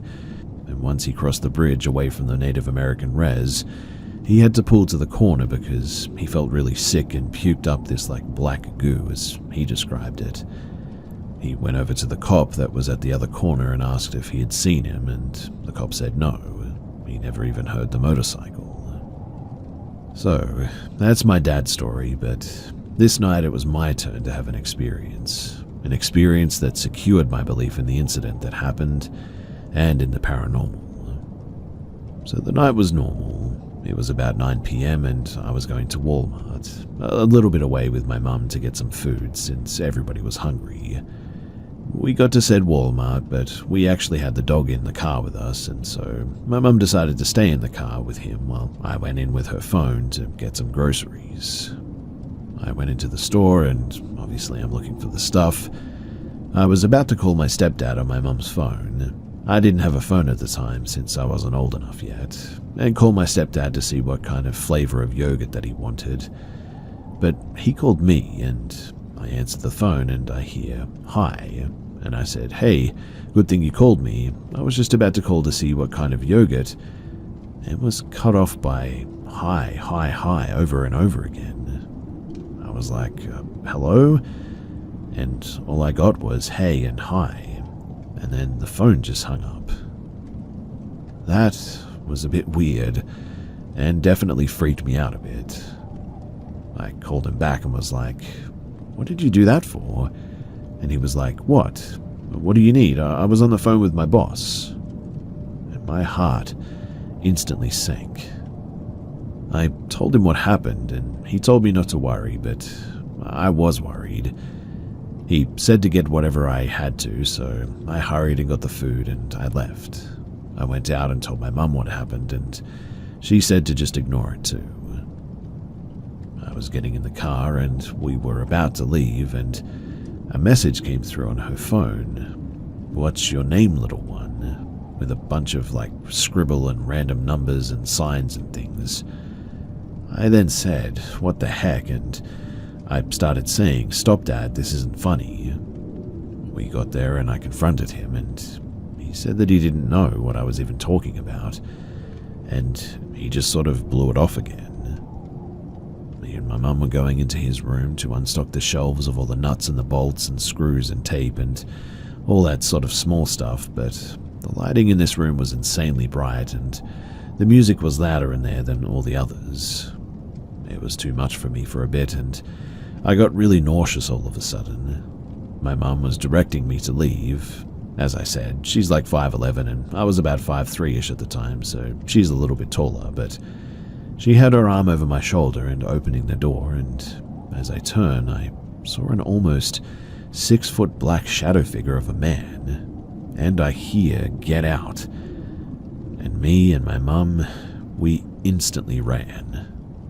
I felt really sick all of a sudden, and it was hard to breathe, and it was hot as heck outside. But we ran and told my dad, and even he looked a little bit scared. I was absolutely terrified by all of this. Me and my mum and dad all had to go lock up the merch room, and I was the one who had to go unlock the door. And I felt sick, but my stepdad and mum were too chicken to do it, so I had to. I went over and was locking the door, and I hear Joe in an almost little girl sing-song voice, and I instantly froze. I looked back, and so did my mother and stepdad, and my mum goes, "It just called his name," and we all instantly ran together. My stepdad had this look on his face, and he looked like he was about to puke as well. We got out of there though, and I refused to go back there ever since. More stuff happened, little stuff, like my parents kept hearing their names being called, all kind of stuff. Eventually we left, and I will never be going back there ever again.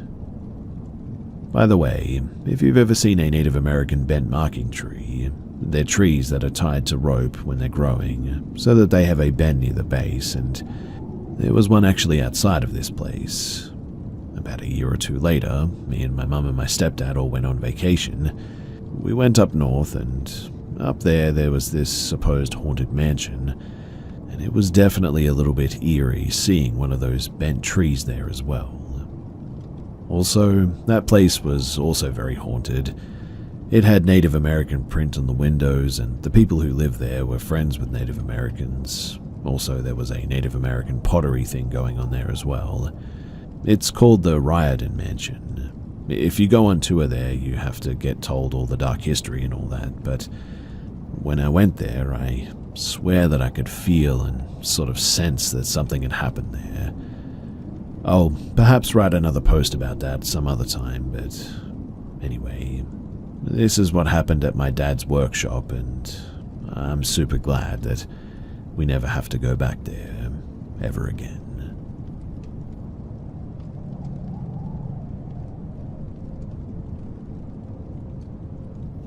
I don't know what is completely relevant to this story, so I'm just going to try to be as detailed as possible. So several years ago, when I was still a student, I witnessed something strange. It was 4 a.m. and I had just left my dorm room to wake a friend up in another dorm block. On normal days, we'd wake up at like 5 a.m., but we had exams coming up, so that's why I woke up an hour earlier. I had a quick shower and walked over to pick up my friend from her dorm. Now, we didn't have any streetlights on our campus, and we were far from the closest town, like 5 kilometers at least. So the area was pretty dark, with exceptions of the lights emanating from the individual dorm building entrances. Her dorm was around a 3-minute walk, and between her dorm and mine, there wasn't much but a path lined up by a short hedge and some trees here and there, really. Now, around a minute away from her dorm room, now in view, I saw something. A bright, blinding ball of light, roughly the size of a volleyball, shot from behind me. I instantly froze. I felt like this thing was watching me. It made no sound at all, and somehow it didn't illuminate the area around it as much for the amount of light that it was producing. It stayed motionless, around 1.5 meters above and in front of me. I remember standing there and wondering what on earth that was. I was frozen, and I had this terrible sense of dread, and I felt paralyzed. I remember telling myself to look away and to just run, but before I could do anything, it kind of just started hovering around, and then zapped away so fast that I felt like if I had blinked that I would have thought that it just disappeared. Suddenly, I wasn't so scared anymore, so I looked around behind the tree to see if I could still spot it, but it was gone. I bolted to my friend's dorm, but by the time that I had got there, some people were already awake, and what was supposed to be a 3-minute walk had now been around 25 to 30 minutes. I don't think that I spent that much time staring at that thing, and I've always wondered just what that was. And over the years, I saw some wild theories on the internet. I stumbled upon something called a lightning ball, which had the closest resemblance to what I witnessed, but I'm unsure if it's an actual phenomenon or not. Anyway, I decided to ask all of you guys, has anyone heard of or experienced something similar to this? Is there something that could logically explain what I experienced that morning? Thanks in advance to anyone who can offer any information.